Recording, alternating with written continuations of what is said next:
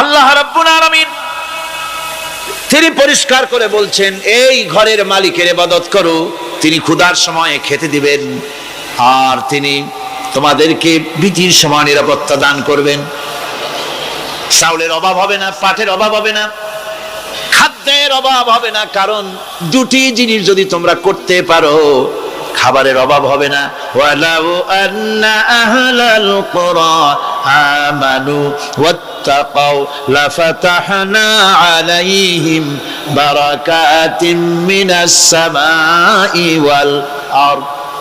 দেশের লোকেরা, জনপদের লোকেরা যদি দুইটা কাজ করে, এক নম্বরে হলো আমার উপরে ঈমান আনবে, দুই নম্বরে হলো আমাকে ভয় করার নীতি অবলম্বন করে যদি চলে, তাহলে ওই দেশের মানুষের জন্য আকাশ আর জমিনের সব বরকতের দরজা আমি আল্লাহ খুলে দেব। আল্লাহর ওয়াদা। আল্লাহ পাকের নিকট মানুষের সবচাইতে বড় দাবি কি? আল্লাহর কাছে মানুষের সবচাইতে বড় দাবি কি করতে পারেন? পারেন না। আল্লাহ পাকের কাছে মানুষের শ্রেষ্ঠ দাবিটা আল্লাহ নিজেই শিখাই দিয়েছেন। আমার কাছে দাবি কর, ইহদিনাস সিরাতাল মুস্তাকিম। আয় আল্লাহ, একটা সোজা, একটা সরল রাস্তা আমারে দাও, একটা সহজ পথ আমারে দাও। এই কথা সূরা ফাতিহা দাবি করার পর আল্লাহ রাব্বুল আলামিন এই অভিনন্দনের জবাবে, 7টা বাক্যের অভিনন্দনের জবাবে আল্লাহ রাব্বুল আলামিন 30 পারা কোরআন শরীফ নাজিল করে দিলেন। সূরা ফাতিহার এই সওয়ালের জবাবে আল্লাহ পাক বললেন, ওয়া আনি'বুদুনি হাযা সিরাতুম মুস্তাকিম। সোজা রাস্তা চাও, আমার গোলামি করো, ইবাদত করো। সব জায়গায় ইবাদত, গোলামি করাই লাগবে। আমার কাছে সোজা রাস্তা চাও, সোজা রাস্তা হলো আমার গোলামি করা। কার গোলামি? বেহেশতে যেতে চান? আমি আস্তে জিগাইলাম বলে আপনারও আস্তে জবাব দিলেন। বেহেশতে যেতে চান? সুবহানাল্লাহ। এমন কোন মানুষ আছে নাকি যে বেহেশতে যেতে চায় না, মদ খোর যাইতে চায়? সবাই, আমরা সবাই বেহেশতের আশা করি, ঠিক কি না? আল্লাহ রাব্বুল আলামিন বলেন, বেহেশতে যদি যেতে চাও তাহলেও ইবাদত করা লাগবে, ইবাদত ছাড়া জান্নাতে যাওয়া যাবে না। ফাদখুলি ফি ইবাদি ওয়াদখুলি জান্নাতি। সর্বপ্রথম আমার বান্দার মধ্যে দাখিল হয়ে যা, আমার গোলামির মধ্যে দাখিল হওয়া, আমার গোলাম হয়, এরপরে আমার জান্নাতে চলে যা। আগে গোলাম হবি, তারপরে কোথায় যাবি? জান্নাতে যাবে। আগে গোলাম হ, আগে গোলামির খাতায় নাম লেখা, আগে সত্যিকারের আমার বান্দা হ, গোলাম, এরপরে জান্নাতে যাওয়া যাবে। জান্নাতে যাইয়া আল্লাহর সাথে কি দেখা করতে চাই? আল্লাহর সাথে দেখা করতে চাই। আল্লাহ রাব্বুল আলামিন বলেন, ফামান কানা ইয়ারজু লিকা রাব্বিহি ফালইআমাল আমালান সালিহান ওয়া লা ইউশরিক বিইবাদাতি রাব্বিহি আহাদা।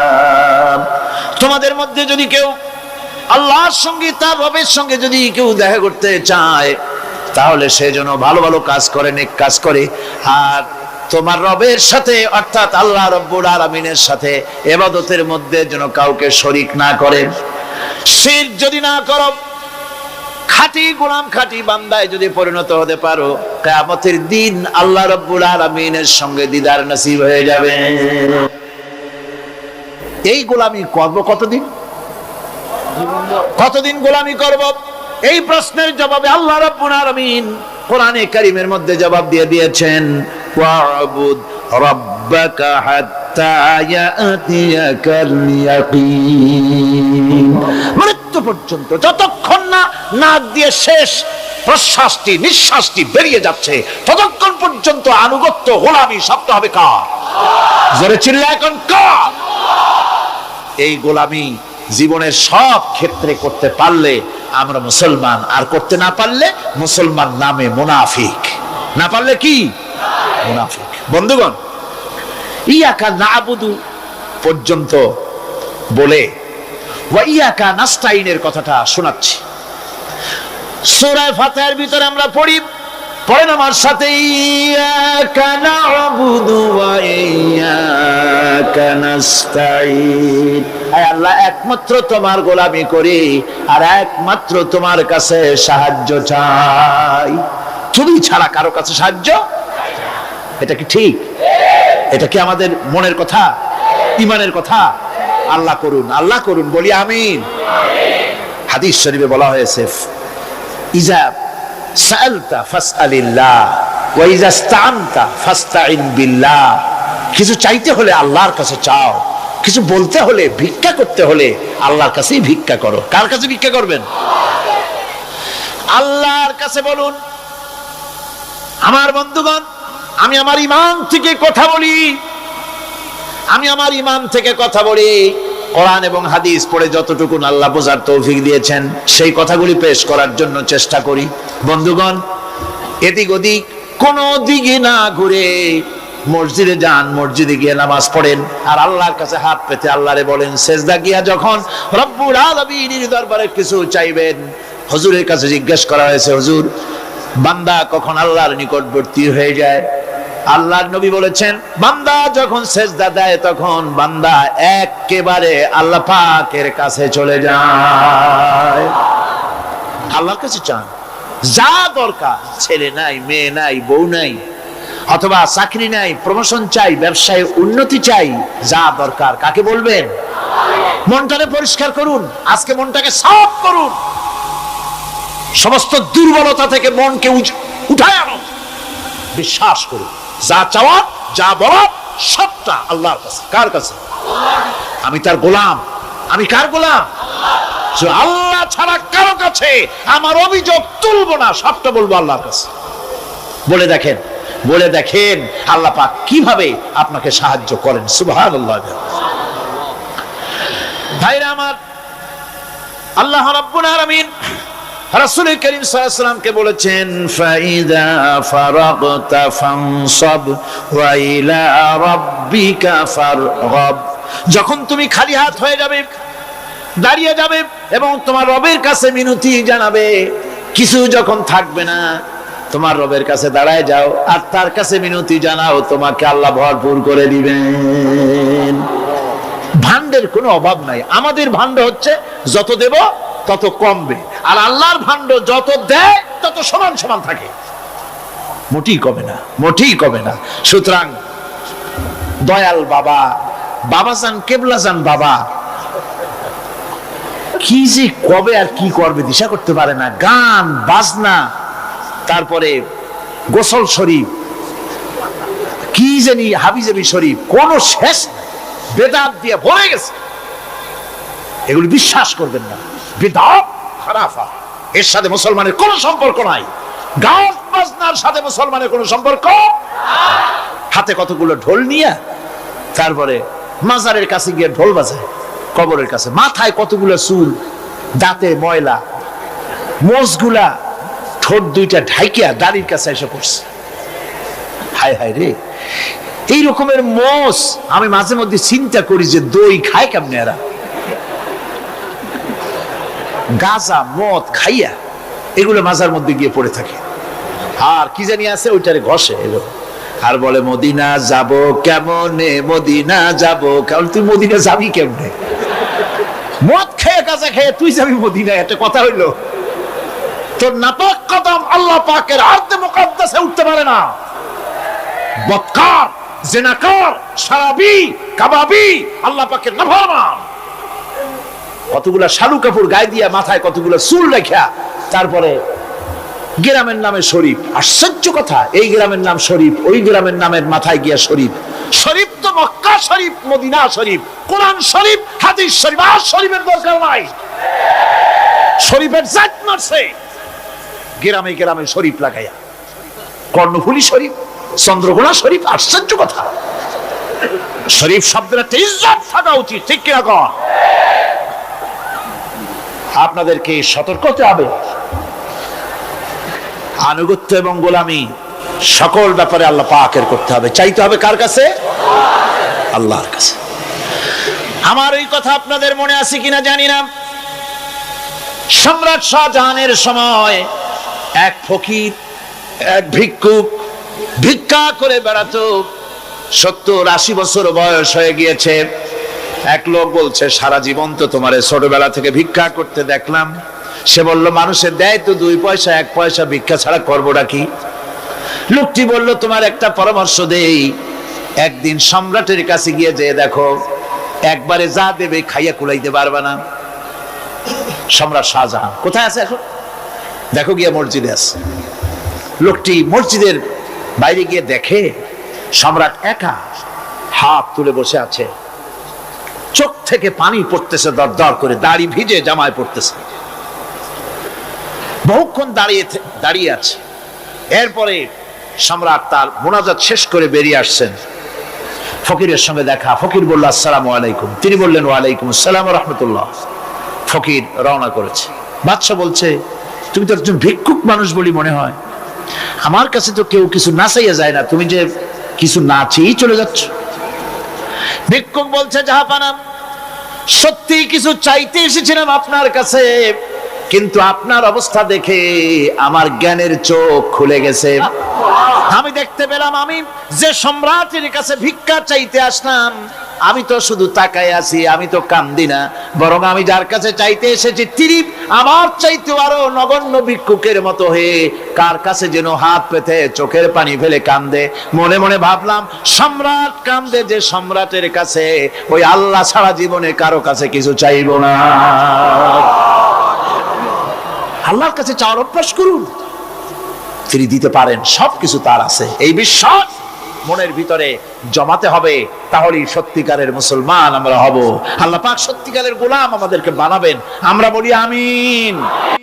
তাওহীদ বোঝা যাবে না শিরক না জানলে, শিরক বোঝা যাবে না তাওহীদ না জানলে, দিন বোঝা যায় না রাত না বুঝলে, রাত বোঝা যায় না দিন না হলে, টক বোঝা যায় না মিষ্টি না হলে, মিষ্টি বোঝা যায় না টক বা তিতা না হলে।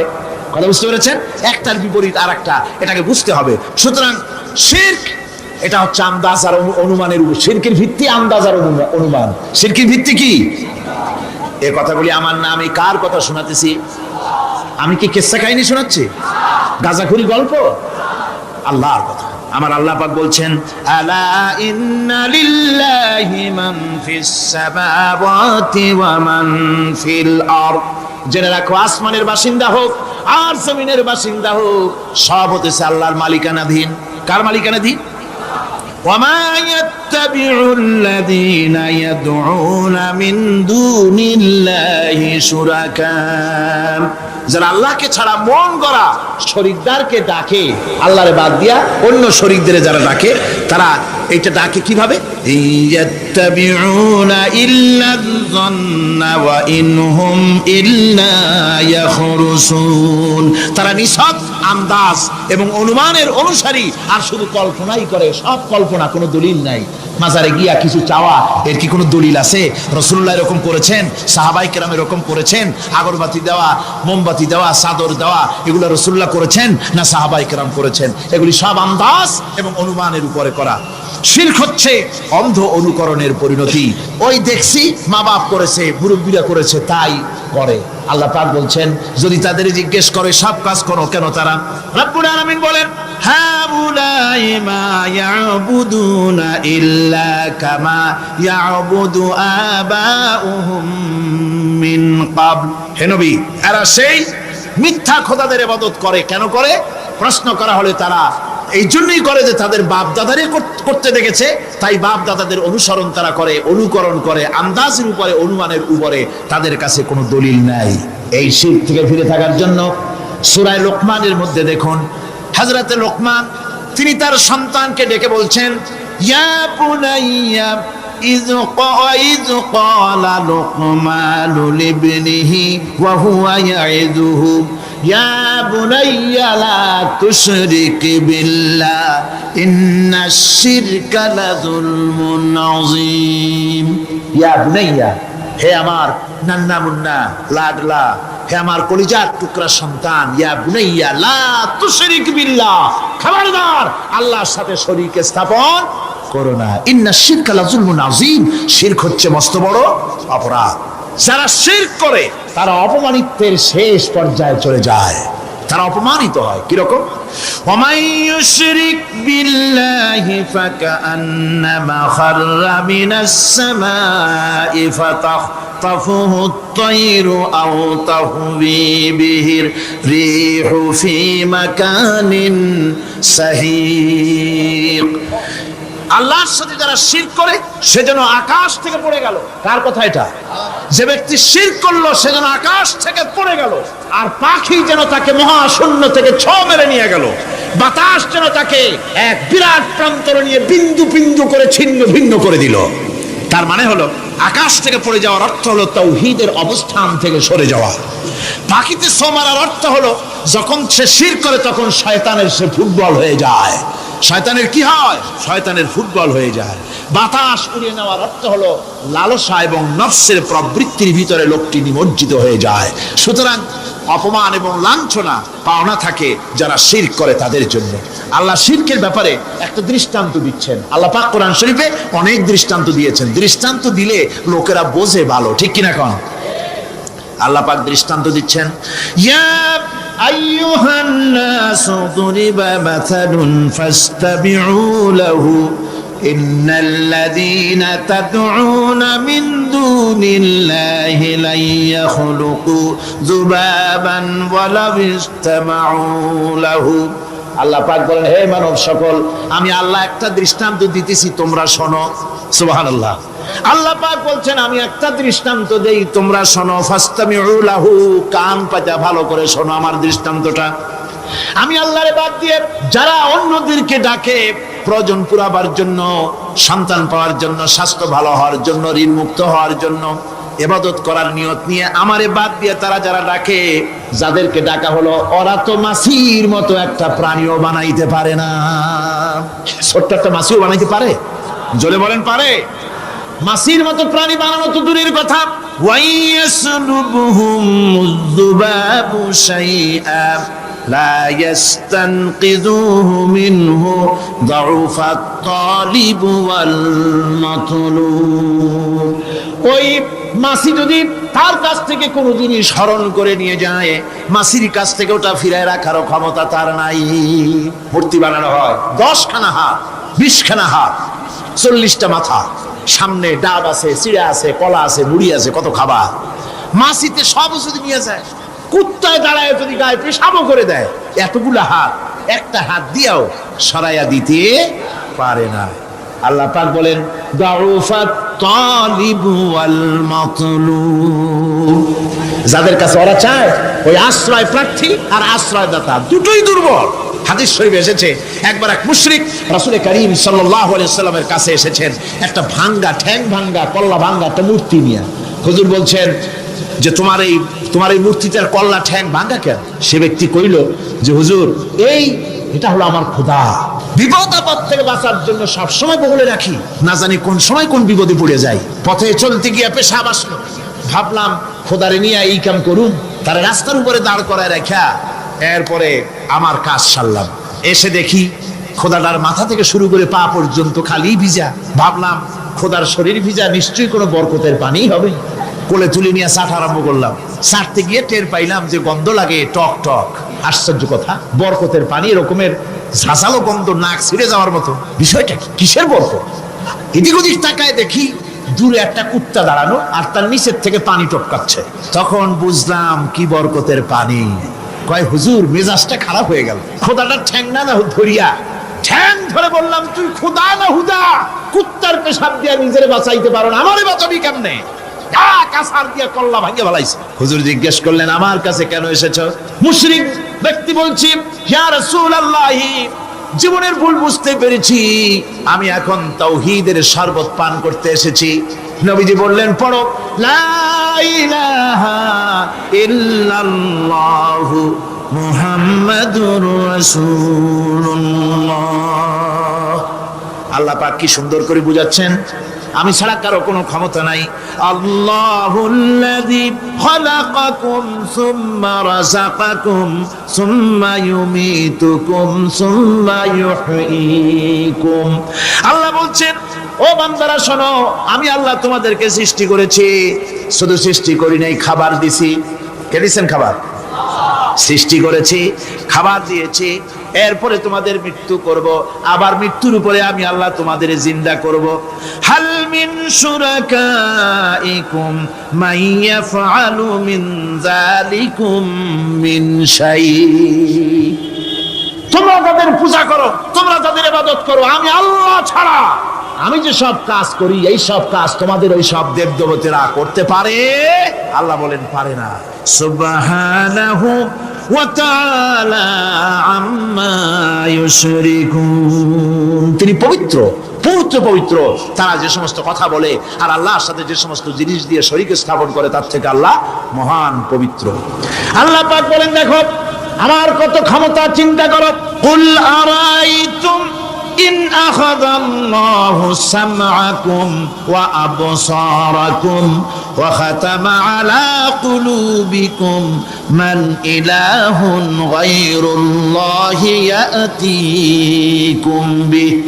আল্লাহ পাক বলেন ও নবী আপনি বলেন, বলে দিন আল্লাহ যদি, তোমরা কি কখনো এই কথা চিন্তা করে দেখেছো আল্লাহ যদি ইচ্ছে করেন তাহলে তোমাদের কানের শ্রবণ শক্তি আল্লাহ পাক বন্ধ করে দিতে পারেন, ইচ্ছে করলে তোমাদের চোখ দুটির দৃষ্টি শক্তি আল্লাহ পাক কেড়ে নিতে পারেন, ইচ্ছে করলে তোমার বিবেক বুদ্ধি সব লোপ পায়া পাগলে পরিণত করে দিতে পারেন।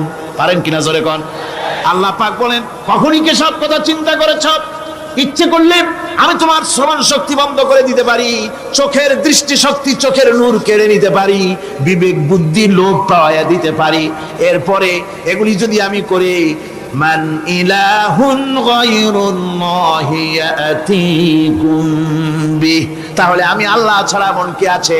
আবার তোমার দৃষ্টি শক্তি ফিরায় দিতে পারে, আবার তোমার শ্রবণ শক্তি ফিরায় থাকে ফিরায় দিতে পারে, আবার তোমার বিবেক শক্তি ফিরায় দিতে পারে। আছে কি কেউ?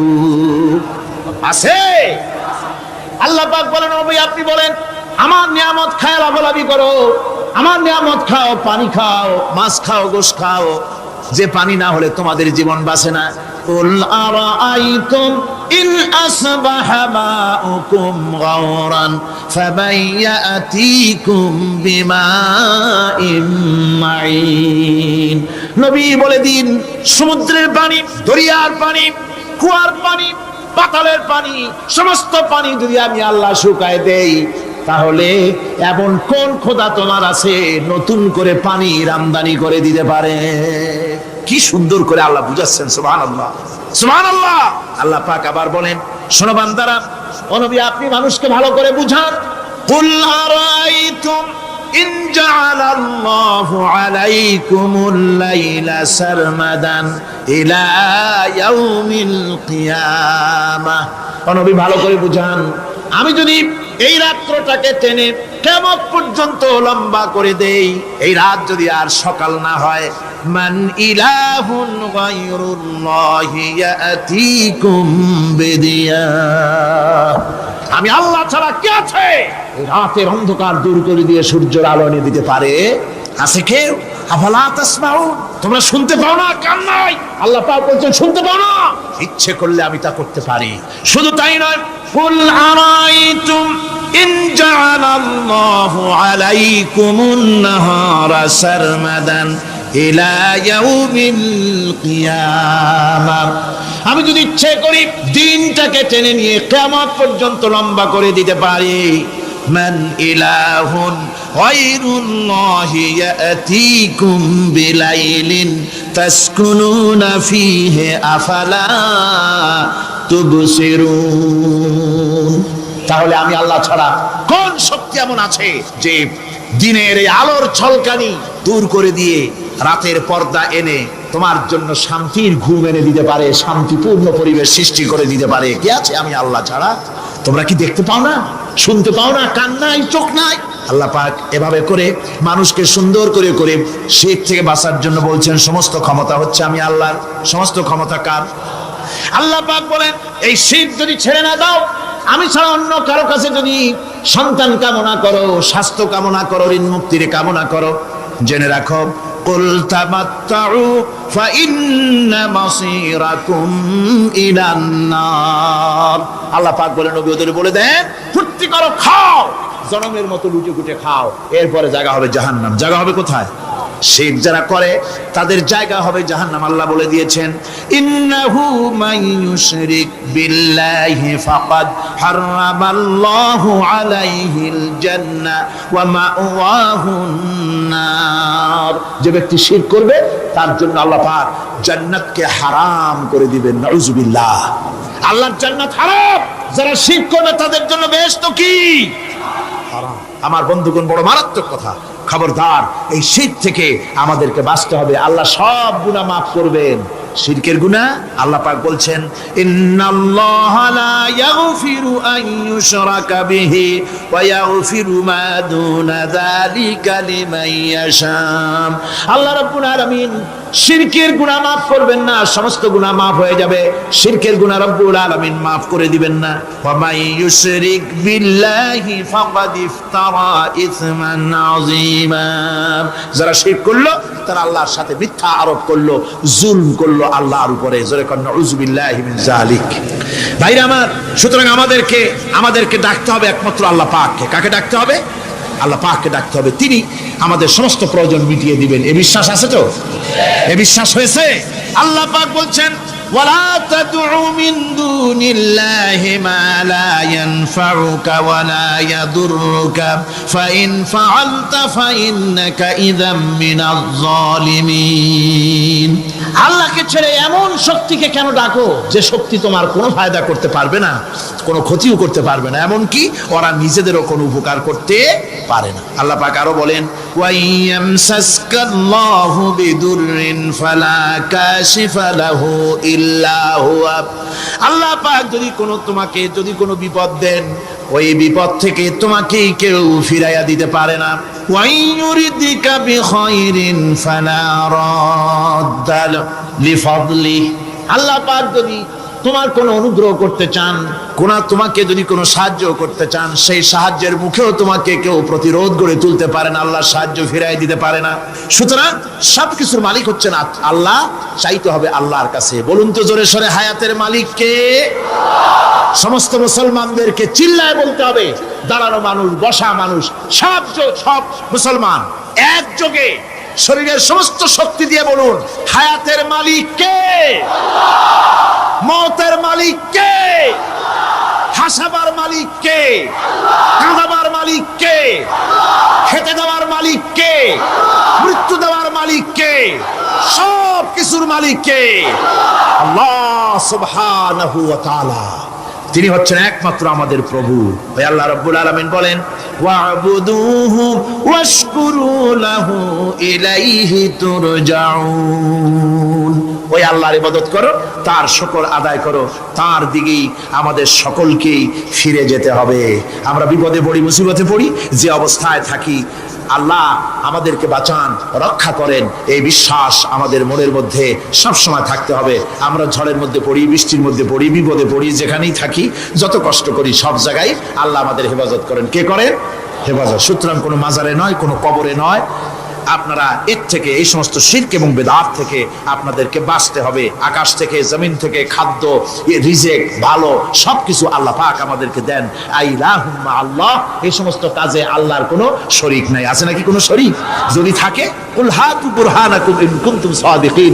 যদি তোমাদের কোনো দলিল থাকে, যদি সত্যবাদী হও তোমাদের দাবিতে, তাহলে সেই দলিল তোমরা নিয়ে আসতে পারো। আমাদেরকে পরিষ্কারভাবে সবকিছু চাইতে হবে আল্লাহর কাছে। এই ঈমান আজকে পোক্তা হলো তো? জোরে বলেন, পোক্তা হলো? আমরা মোনাজাত করবো। এখন কি করব? মোনাজাত হবে। দাঁড়ানো ভাইরা বসেন, এক মুহূর্তের ভিতরে দাঁড়ানো ভাইরা বসে বলুন, আল্লাহর কাছে এখন আমরা চাইবো। আজকে জুমার রাত, আজকে কিসের রাত? যে আল্লাহর এত শক্তির কথা বললাম, সেই আল্লাহর কাছে চাইবো, ভিক্ষা করব। আজকে আল্লাহর কাছে চাইবো। আল্লাহর কাছে চাওয়া থেকে যারা মাহরুম হয়, তাদের অবস্থা যে কত করুণ। আল্লাহর কাছে যদি হাত পাতার মতো হিম্মত না হয়, মুনাজাতের কথা শুনে যারা হাঁটে, আমার দুঃখ হয় তাদের জন্য, করুণা হয় তাদের জন্য। আল্লাহ পাকের কাছে হাত তুলতে হবে, আল্লাহর কাছে হাত তুলতে হবে। কার কাছে হাত তুলতে হবে? আল্লাহর কাছে। এখন মোনাজাত হবে। দাঁড়ানো ভাইরা বসেন, কোন মুসলমান দাঁড়ানো থাকবেন না। সাহায্য আমরা প্রাণ ভরে চাইবো আল্লাহর কাছে। কার কাছে? একটি হাদিস আপনাদেরকে শোনাতে হয়।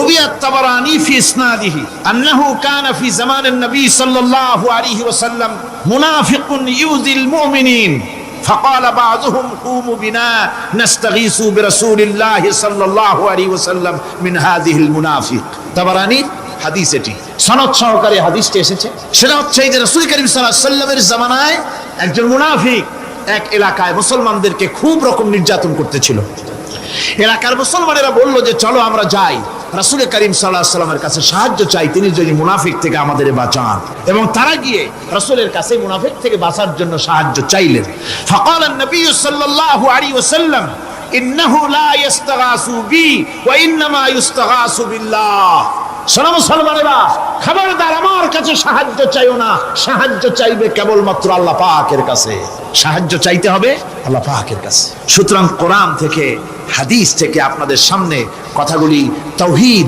এবং শিরকের ব্যাপারে কথাগুলি স্পষ্ট করে বলে দেওয়া হলো আন জাবির বিন আব্দুল্লাহ রাদিয়াল্লাহু তাআলা আনহুমা قال سمعت رسول الله صلى الله عليه وسلم يقول من لقي الله لا يشرك به دخل الجنة হযরত জাবির রাদিয়াল্লাহু তাআলা আনহু বলছেন আমি শুনেছি রাসূলুল্লাহ বলেছেন মুসলিম শরীফের হাদিস আমি শুনেছি আমার কানে রাসূলুল্লাহ বলেছেন যে ব্যক্তি আল্লাহর দরবারে এই অবস্থায় উপস্থিত হবে যে সে কোনো শিরক করে নাই আল্লাহ তাকে বেহেশত দিয়ে দিবেন ওয়ামান লাকিয়াহু ইউশরিকু বিহি শাইআন দাখালান নার আর যে ব্যক্তি আল্লাহর দরবারে উপস্থিত হবে এমন অবস্থায় যে শিরক করেছিল আল্লাহ পাক তাকে জাহান্নাম দিয়ে দিবেন নাউজুবিল্লাহ পড়েন নাউজুবিল্লাহ পড়েন আমার বন্ধুগণ আরেকটি হাদিস عن جندب رضي الله تعالى قال سمعت رسول الله صلى الله عليه وسلم قبل ان يموت بخمس রাসূল করিম সাল্লাল্লাহু আলাইহি ওয়াসাল্লামের মৃত্যুর ইন্তেকালের 5 দিন পূর্বে এই হাদিসটি তিনি বলেছেন হুজুরের ইন্তেকালের 5 দিন পূর্বে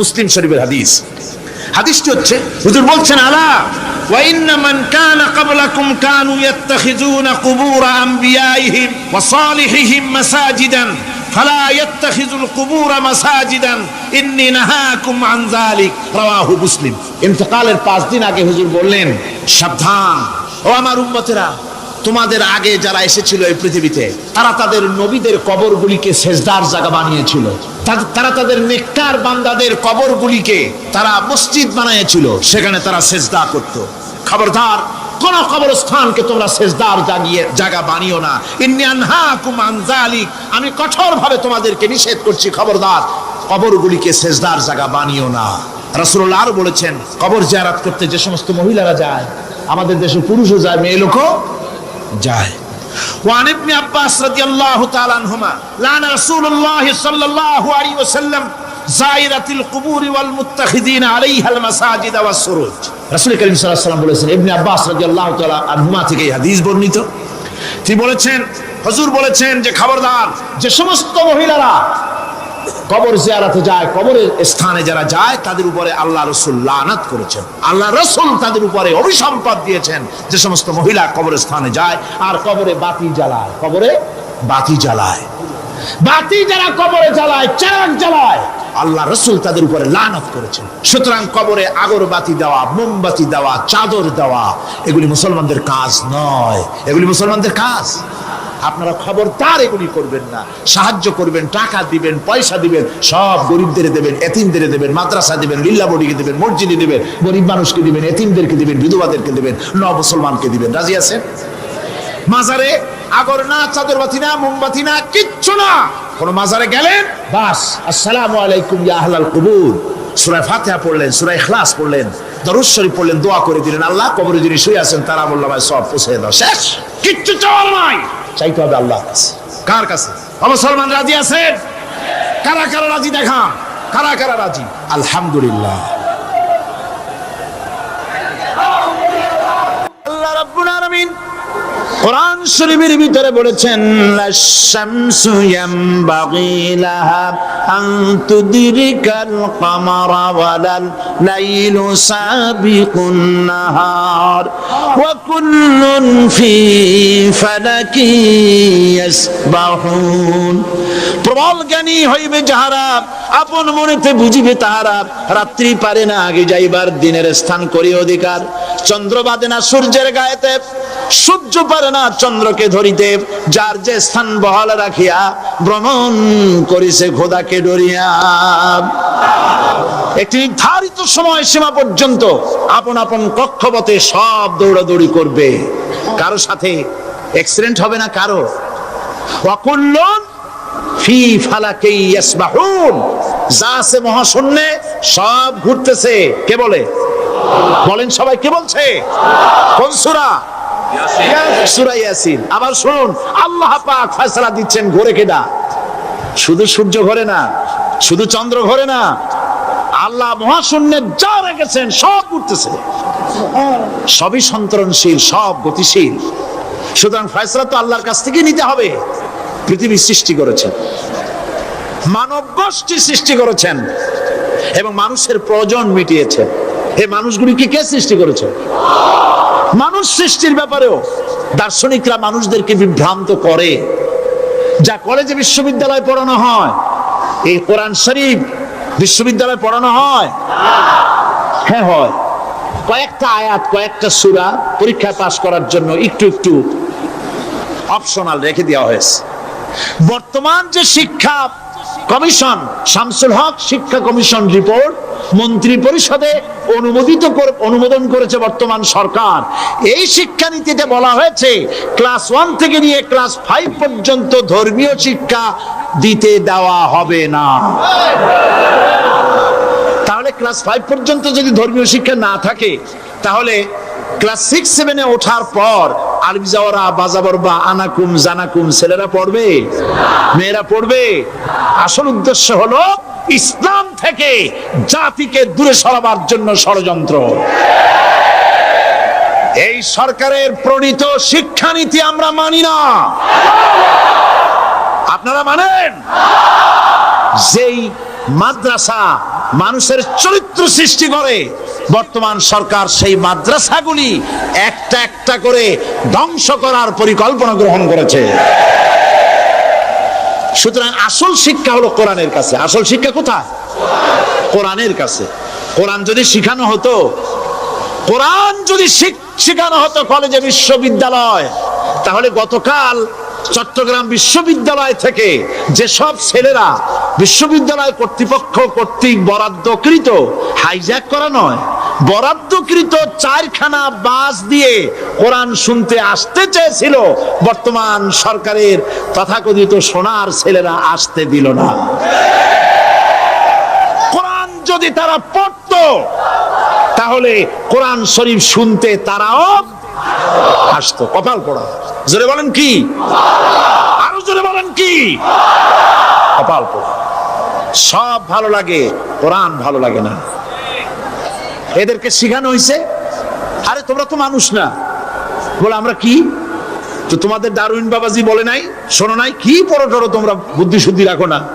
ডারউইন বলেছে, থিওরি অফ ইভলিউশনের মধ্যে বলেছেন মানুষ মানুষ না। বলে কি? মানুষ হলো বান্দর। কপাল পোড়া। কি কপালে লেখা থাকে? কাজে কামে প্রকাশ হয়ে যায়। ডারউইন বলল মানুষ মানুষ না। আলফ্রেড বললেন মানুষ হলো মানুষ, মানুষই ঠিক, তবে মানুষ হলো সেক্স সর্বস্ব জীব। সেক্স সমস্যার সমাধান করলে মানুষের সব সমস্যার সমাধান হয়ে যাবে।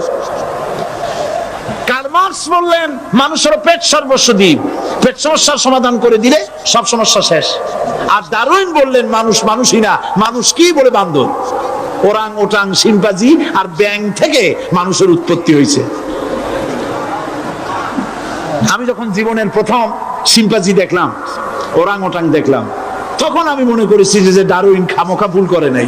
এইটা দেখেই ও মনে করেছে যে এই হচ্ছে আমার মাতামহের গোষ্ঠী, এ হলো পিতামহের গোষ্ঠী। আপনারা একটু মাথা কাটায় চিন্তা করেন, মানুষ যদি বান্দর থেকে হবে, আজও বানর ফরেস্ট এরিয়া আছে কিনা বাংলাদেশে? চিল্লায় বলেন আছে কিনা? তো মানুষ যদি বান্দর থেকেই হবে, আপনারা কি কোনোদিন দেখেছেন যে একটা বান্দরের কোমর পর্যন্ত মানুষের মতো হয়ে সারছে? আর কিছুদিন গেলেই পুরো মানুষ হয়ে যাবে। গলা পর্যন্ত মানুষের মতো হয়ে গেছে, আর কদিন গেলেই মানুষ হয়ে যাবে। দেখছেন কখনো? আচ্ছা আপনারা বলেন, পাবদা মাছ আপনারা চট্টগ্রামে কি বলেন? পাবদাই বলেন। পাবদা মাছ দেখতে কি মাছের মতো লাগে? বোয়াল মাছের মতো। কোন পাগলে কি বলছে কথা যে বোয়ালের পূর্বপুরুষ পাবদা? পাবদাগুলি পুটি টুটি খাইয়া খাইয়া আস্তে আস্তে বোয়াল হয়ে গেছে, এ কথা কেউ বলে? আচ্ছা, শোলের যে ছোট সাইজ, শোল মাছ, গজাল মাছ, এর যে ছোট্ট সাইজ ভর্তা করে খায়, শুটকি বানায় খায়, ওগুলোর কি বলে? টাকি মাছ। এই টাকি মাছ দেখতে শোল মাছের মতো। কেউ পাগলকে আজ পর্যন্ত বলেছে যে একটা মোহ, এই মোহের পেছনে মানুষেরা ঘুরছে, বিবি বাল বাচ্চা এর পেছনে ঘুরছে।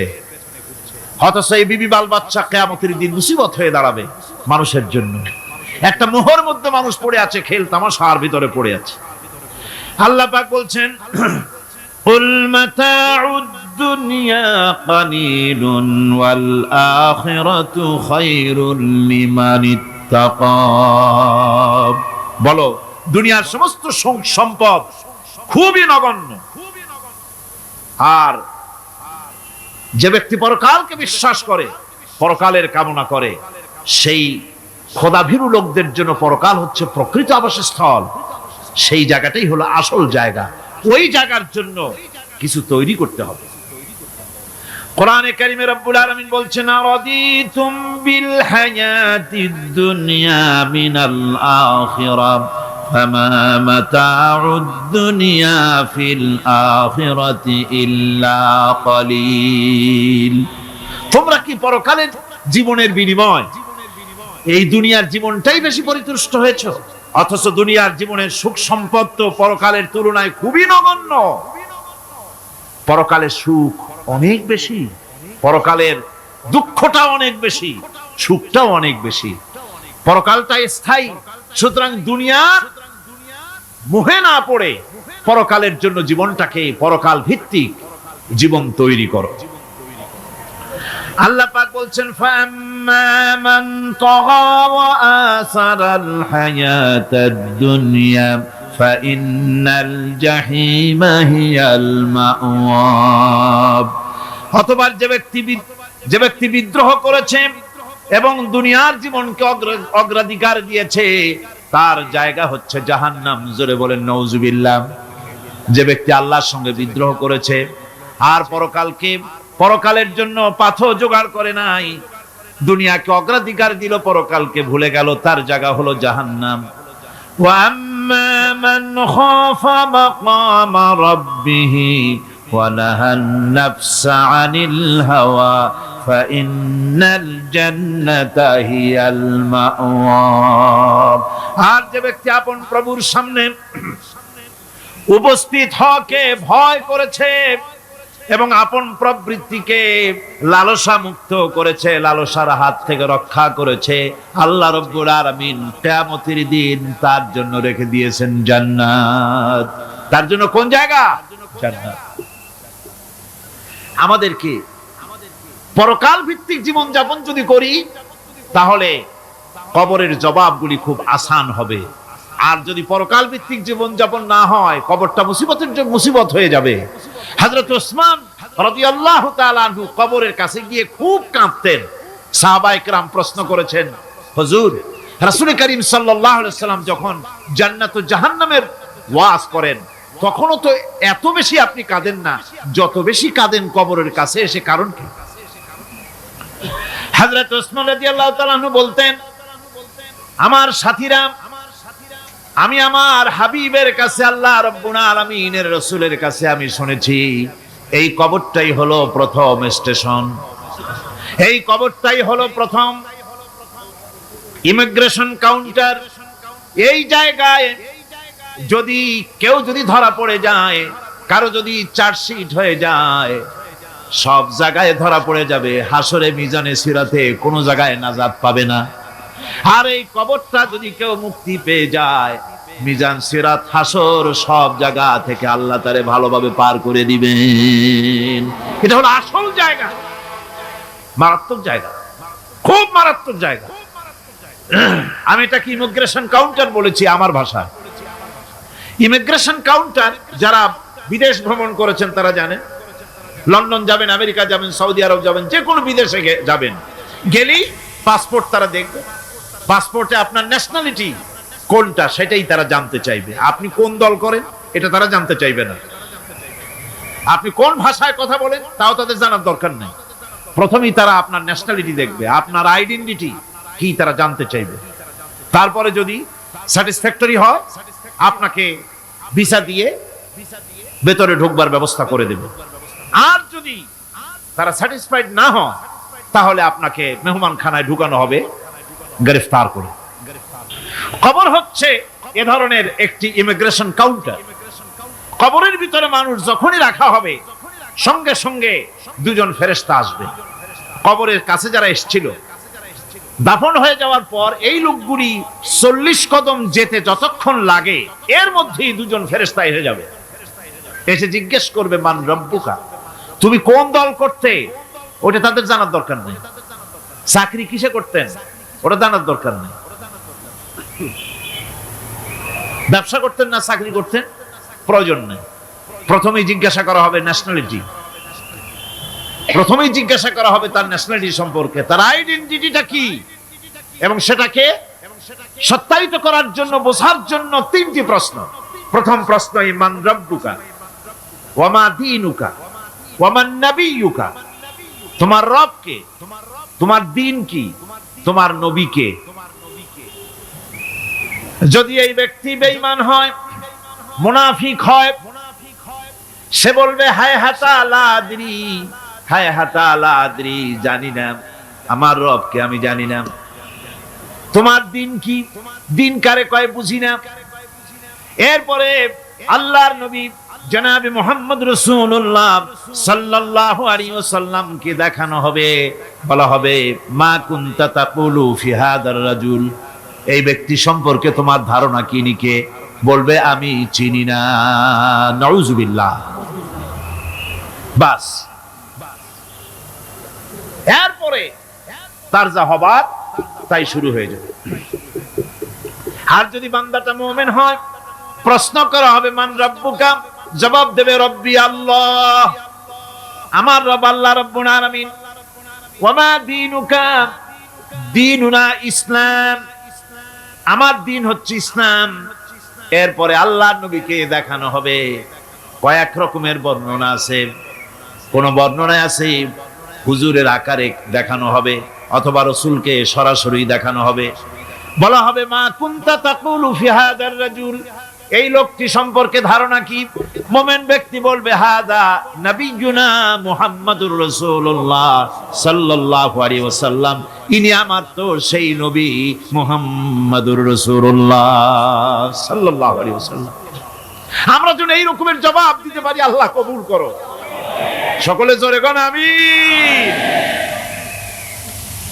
জবাব হয়ে যাওয়ার পর গায়ব থেকে আওয়াজ আসবে ফাফরিশু বিল জান্নাতি ওয়ালবিসু বিল জান্নাহ, ও আমার ফেরেশতারা আমার এই বান্দাকে জান্নাতের পোশাক পরায়া দাও আর কবরটাকে জান্নাতের বিছানা বিছায়া দাও।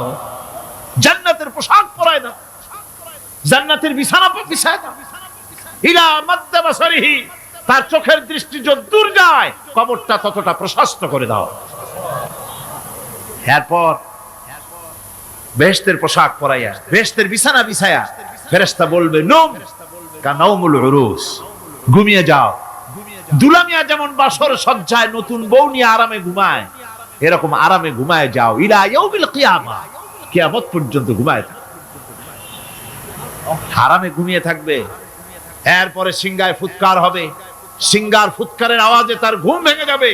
বলবে ইয়া ওয়াইলানা মান বা'সানা মিন মারকাদিনা, হায় আফসোস, আমার এত আরামের ঘুম থেকে কে আমাকে জাগ্রত করলো, আমার ঘুমটারে নষ্ট করলো কে? আওয়াজ আসবে হাযা মা ওয়াদার রহমান ওয়া সাদাকাল মুরসালুন, এটা হচ্ছে রহমানের সেই ওয়াদা আর মুরসালিনরা নবীরা সত্য কথাই বলেছিলেন, সেই কিয়ামত অনুষ্ঠিত হচ্ছে। আমার বন্ধুগণ, সেজন্য এই দুনিয়ার মোহে পড়ে থাকলে পরে দুনিয়ায় যারা অগ্রাধিকার দিবে দুনিয়াকে পরকালের তুলনায় জবাব দিতে পারবে না কবরের ভিতরে গিয়া। আর যারা পরকালকে অগ্রাধিকার দিবে দুনিয়ার চাইতে পরকালকে বেশি অগ্রাধিকার দেবে আর আল্লাহর ভয় কলিজার ভিতরে রাখবে, কবরের জবাব সঠিকভাবে দিতে পারবে, কিয়ামতের দিন আল্লাহ রাব্বুল আলামিন তাদের জন্য জান্নাত দান করবেন। জোরে বলেন আমিন। দুনিয়াটা হচ্ছে দুনিয়া যেখানে আমরা আছি। আমি আগেই বলেছি দুনিয়া হচ্ছে আদনা শব্দ থেকে এর উৎপত্তি হয়েছে। তুচ্ছ তুচ্ছ, নিকৃষ্ট, এটার দাম নাই, এটার মূল্য নাই। হযরত ইবনে কাইয়িম রাহিমাহুল্লাহ নওয়ারাল্লাহু মারকাদাহু ওয়া জাআলাল জান্নাতা মাথওয়াহু, হযরত ইবনে কাইয়িম তিনি বলছেন, সুন্দর করে বলছেন দুনিয়া সম্পর্কে, মা মাদা ফিদ দুনিয়া আহলামুন ওয়া মা বাকিয়া মিনহা আমানি ওয়াল ওয়াক্তু বাইনাহুমা দায়ুন। মা মাদা ফিদ দুনিয়া আহলামুন, জীবনের যে অংশ ফেলে এসেছি সেটা আজ একটা স্বপ্ন, ওয়া মা বাকিয়া মিনহা আমানি, আর জীবনের যে অংশ সামনে বাকি আছে সেটা এখন একটা আকাঙ্ক্ষা, ওয়াল ওয়াক্তু বাইনাহুমা দায়ুন, আর এর মাঝখান থেকে সময় সব চলে যাচ্ছে। কত বড় কথা চিন্তা করেছেন? জীবনের যে অংশ ফেলে এসেছি তা আজকে স্বপ্ন, তা কি বলেন? স্বপ্ন। আর সামনে যা আছে সেটা আকাঙ্ক্ষা, আর মাঝখান থেকে সময় সব চলে যাচ্ছে। এরপরে তিনি বলছেন, ওয়ামান ইয়াসহাবিদ দুনিয়া ইয়াকুন মিসলা কাবিদিন আলাল মাই খালাতুহু ফুরুজুল আসাবিঈ। দুনিয়াদারের অবস্থা হচ্ছে এই, কেউ যদি দুই হাতে পানি খামসায় ধরে, দুই হাতে কি ধরছে বলে? দুই হাতে পানি খামসায় ধরেছে, খুব মজবুত করে ধরেছে, 2 মুঠ পানি, বলেন থাকবে কতটুকু? কতটুকু থাকবে? 1 ফোঁটাও থাকবে না, কারণ তার আঙ্গুলের ফাঁক তার সাথে খেয়ানত করবে, আঙ্গুলের ফাঁক দিয়া পানিগুলি সব বেরিয়ে চলে যাবে। সুতরাং দুনিয়া যারা চায় তারা ঠিক পানি খামসায় ধরলে পানি যেমন হাতের ভেতর থেকে খেয়ানত করে চলে যায়, যারা দুনিয়া চায় দুনিয়াও তাদেরকে এভাবে ফাঁকি দিয়ে চলে যায়। তবুও দুনিয়ার মায়া মানুষের এত বেশি। আল্লাহর নবী বলেন, লাউ কানা লি ইবনি আদামা ওয়াদিন মিন যাহাবিন লাহাব্বা ইয়াকুনা লাহু সানিন, এই পৃথিবীতে যদি কাউকে একটা মাঠ ভরে যদি সোনা দেওয়া যায়, লোকটা বলবে রব্বুল আলামিন, আমি যদি আরেকটা মাঠ এরকম সোনা ভরা পেতাম, দ্বিতীয় আরেকটা মাঠ দেওয়া হলে আবার বলবে যদি তৃতীয় আরেকটা মাঠ সোনা ভরে যদি পেতাম। নবীজি বলেন, ওয়ালা ইয়ামলাউ জাওফু ইবনু আদামা ইল্লা তুরাব, মানুষের পেট 3.5 হাত মাটি ছাড়া, কবরের মাটি ছাড়া মানুষের পেট ভরবে না। আরো চাই, আরো চাই, চাওয়ার কোনো শেষ নাই। মানুষ এভাবে করে দুনিয়ার মহব্বতে এমনি পাগল হয়ে যায়, শুধু দুনিয়ার মহব্বত, পরকালকে বেমালুম ভুলে যায়। আমি কিন্তু এই কথা বুঝাতে চাই নাই যে পরকালের মহব্বতে, পরকালের ভয়তে বা পরকালের জন্য দুনিয়া আপনি বাজার ঘাট, বেচা কিনা, ব্যবসা বাণিজ্য সবকিছু ভুলে যান, না তা নয়। ভুল বোঝার কোনো কারণ নাই। পরকালকে অগ্রাধিকার দিতে হবে, মানে দুনিয়াটা চিরস্থায়ী জায়গা নয়, চিরস্থায়ী হচ্ছে কোনটা? আখিরাত। চিল্লায় এখন কোনটা? সুতরাং এখানে যা করতে হবে, আখিরাতে জবাবদিহিমূলক জীবন যাপন করতে হবে। আপনি ব্যবসা করবেন, ওজনে কম দিতে পারবেন না, আপনি খাদ্যে ভেজাল দিতে পারবেন না, চুরি করতে পারবেন না, ডাকাতি করতে পারবেন না, জেনা করতে পারবেন না, বদমাশি করতে পারবেন না, মদ খেতে পারবেন না, সন্ত্রাসী হতে পারবেন না, হাইজাকার হতে পারবেন না, চাঁদাবাজ হতে পারবেন না, মুনাফাখোর হতে পারবেন না, আপনি চোরা কারবারি হতে পারবেন না, ঘুষখোর হতে পারবেন না, সুদখোর হতে পারবেন না। এই সব কাজ পরকালকে বিশ্বাস করলেই এ সমস্ত কাজ থেকে মানুষ বিরত থাকতে পারে। কথা ঠিক কিনা? এটাই হচ্ছে। সুতরাং এই পৃথিবী থাকবে না, এটা কি চিরকাল থাকবে? না, এর একটা পরিসমাপ্তি ঘটবে। যেমন করে সারা বছর লেখাপড়া করার পর কলেজে, বিশ্ববিদ্যালয়, মাদ্রাসায়, হাই স্কুলে, সব জায়গায় সারা বছর লেখাপড়া করার পর যেমন পরীক্ষা দেওয়ার একটা দিন আসে, সারা বছর ব্যবসা করার পর হিসাব নিকাশ করার যেমন একটা সময় আসে, সারা মাস চাকরি করার পর বেতন পাওয়ার যেমন একটা দিন আসে, সারা জীবন চাকরি করার পর পেনশন পাওয়ার যেমন একটা সময় আসে, অনুরূপ ভাবে এই দুনিয়া যেদিন শেষ হয়ে যাবে, আল্লাহ নির্ধারিত সময় শেষ হয়ে যাওয়ার পর একটা সময় আসবে যখন আল্লাহ রব্বুল আলামিন সব শেষ করে দিবেন, লন্ডভন্ড হয়ে যাবে, কিছুই থাকবে না। কোরআনে কারিমে আল্লাহ সব বলেছেন, কোরআনে সব আল্লাহ বলে দিয়েছেন। আল্লাহ পাক বলেন এই পৃথিবীর সব কেমন ভাবে ধ্বংস হবে তার চিত্র আল্লাহ পাক কোরআনে কারিমে তুলে ধরেছেন। ইযাস সামাউ ফাতারাত ওয়া ইযাল কাওয়াকিবু তাসারাত ওয়া ইযাল বিহারু ফুজ্জিরাত ওয়া ইযাল কুবুরু বু'সিরাত।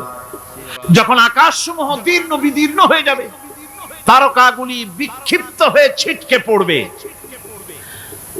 আর সমুদ্রগুলি উচ্ছ্বসিত হয়ে পড়বে, কবরগুলি সব তার ভেতরে যা আছে উদ্গীরণ করে দেবে, তারকাগুলি স্থিমিত হয়ে যাবে।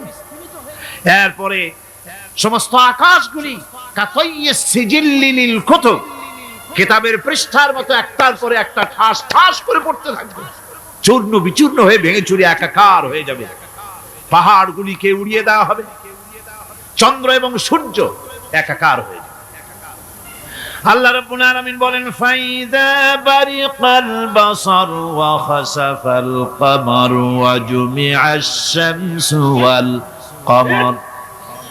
চক্ষু যখন বিস্ফারিত হয়ে যাবে, চাঁদ যখন তার আলো হারিয়ে ফেলবে, সূর্য যখন তার আলো হারিয়ে ফেলবে, চাঁদ আর সূর্য সব একাকার হয়ে যাবে, সেই সময়ের অবস্থাটা কি চিন্তা করো। মানুষ হয়রান হয়ে দৌড়াদৌড়ি করবে। ওয়াহুমিলাতিল আরদু ওয়াল জিবালু ফাদুক্কাতা দাক্কাতান ওয়াহিদা। জমিন এবং পাহাড়গুলির মধ্যে আল্লাহ রাব্বুল আলামিন সংঘর্ষ বাঁধিয়ে দিবেন, পাহাড়গুলি ভেঙে চুরে টুকরা টুকরা হয়ে যাবে, পাহাড়গুলি উঁচু করে জমিনের উপরে আছাড় মেরে আল্লাহ রাব্বুল আলামিন ভেঙে চুরে চুরমার করে দিবেন। সুবহানাল্লাহ। ওয়াতাকুনুল জিবালু কালইনিল মানফুশ, পাহাড়গুলো পেঁজা ধোনা তুলার মতো করে উড়িয়ে দেওয়া হবে, পাহাড় উড়ে যাবে। সুবহানাল্লাহ পড়ো। পাহাড় পাথরের তৈরি করা পাহাড়, এই পাহাড়গুলি তুলার মতো হয়ে উড়বে কিভাবে? আমি এই দৃশ্য নিজের চোখে কিছুটা হলেও দেখছি। আজ থেকে 10 দিন আগে আমি ইতালি সফর করে এসেছি। ইতালির রাজধানী রোম। রোম প্রাচীন সভ্যতার লালন ভূমি। কোরআনে কারিমে সূরায়ে রোম রয়েছে, এই রোম সেই রোম। এখানের বাদশার কাছে রাসূল করিম সাল্লাল্লাহু আলাইহি সাল্লাম হেরাক্লিয়াসের কাছে চিঠি পাঠিয়েছিলেন, সেই রোম। 12 থেকে 15 হাজারের মতো বাংলাদেশি মুসলমান সেখানে আছে। জুমার দিন, যেদিন আমি গেলাম তার পরের দিনই জুমা ছিল, জুমার নামাজ পড়লাম ভ্যাটিকানের কাছেই বিশাল মসজিদ, ইউরোপের ভিতরে সবচেয়ে বড় মসজিদ এটা। রোম ইসলামের দুশমনদের রাজধানী। সেইখানে যখন আযান হচ্ছে আশহাদু আন্না মুহাম্মাদার রাসূলুল্লাহ, আমার অনুভূতির কথা আপনাদেরকে বোঝাতে পারবো না, কি অনুভূতির সৃষ্টি হয়েছে আমার ভেতরে। ভ্যাটিকানের পোপ এক পাশে, কিছু দূরেই ভ্যাটিকান, ওটা হচ্ছে গোটা পৃথিবীর সমস্ত খ্রিস্টানদের কাবা, ভ্যাটিকান। তার পাশেই বিশাল মসজিদ, সেখানে নামাজ পড়লাম। চিন্তার ভেতরে আসলো আল্লাহ রাব্বুল আলামিন তার হাবিবের নাম, তার তাওহীদ, তার রিসালাতকে কিভাবে বিশ্বময় ছড়িয়ে দিলেন। আবু জাহেল চাইছিল মুহাম্মদ সাল্লাল্লাহু আলাইহি ওয়াসাল্লামকে স্তব্ধ করে দেবে মক্কার জীবনেই। কত বদনাম, সাহের, কাহেন, কাযযাব, শায়ের, নাউযুবিল্লাহি মিন যালিক, কত গালাগালি করলো। আর আল্লাহ শুনালেন, হাবিব চিন্তার কোনো কারণ নাই, ওয়া রাফা'না লাকা যিকরাক, আমি আপনার প্রশংসা বিশ্বময় ছড়িয়ে দেব। সুবহানাল্লাহি ওয়া বিহামদিহি। রোম প্রোগ্রাম শেষ করে আমাকে তারা নিয়ে গেল, যেটা আমি বলছি সফর কাহিনী শোনাবার সময় এটা না, যেহেতু এর সঙ্গে প্রাসঙ্গিক সেজন্য বলছি। পাহাড় কেমনে তুলার মতো হয়ে উড়বে তার নজির দেখেছি। রোম শহর থেকে 300 মাইল দূরে, 300 কিলোমিটার দূরে নেপোলিয়ান বোনাপার্ট তার বাড়ি, এবং ওটা তার নামে একটা প্রভিন্স। ভূমধ্য সাগরের পারে ভিসুভিয়াস, পৃথিবীর সবচাইতে বড় আগ্নেয়গিরি। সেটা দেখাতে নিয়ে যাওয়া হলো আমাকে। যে পাহাড়টা পৃথিবীর মাটি থেকে তার চূড়া হচ্ছে 3 মাইল উঁচু, এর 2 মাইল গাড়িতে করে ঘুরে ঘুরে যাওয়া যায়, এরপর আর গাড়িতে যাওয়া যায় না, বাকিটুকুন যেতে হবে হেঁটে হেঁটে। পাহাড়ের উপরে অক্সিজেন কম, বেশ কষ্ট হচ্ছিল উঠতে। জীবনে প্রথম পাহাড়ে চড়েছি জাবালে নূর, রাসূল করিম সাল্লাল্লাহু আলাইহি সাল্লামের উপরে যেখানে ওহী হয়েছিল সর্বপ্রথম। পাহাড় চড়ার একটা অভিজ্ঞতা ওখান থেকে আমার কিছুটা হয়েছিল। খুব কষ্ট হলো বাকি 1 মাইল উঠতে। যখন ভিসুভিয়াসের একদম শীর্ষে চলে গেছি, সেখানে গিয়ে আমার সাথে 15-20 জন লোক ছিল।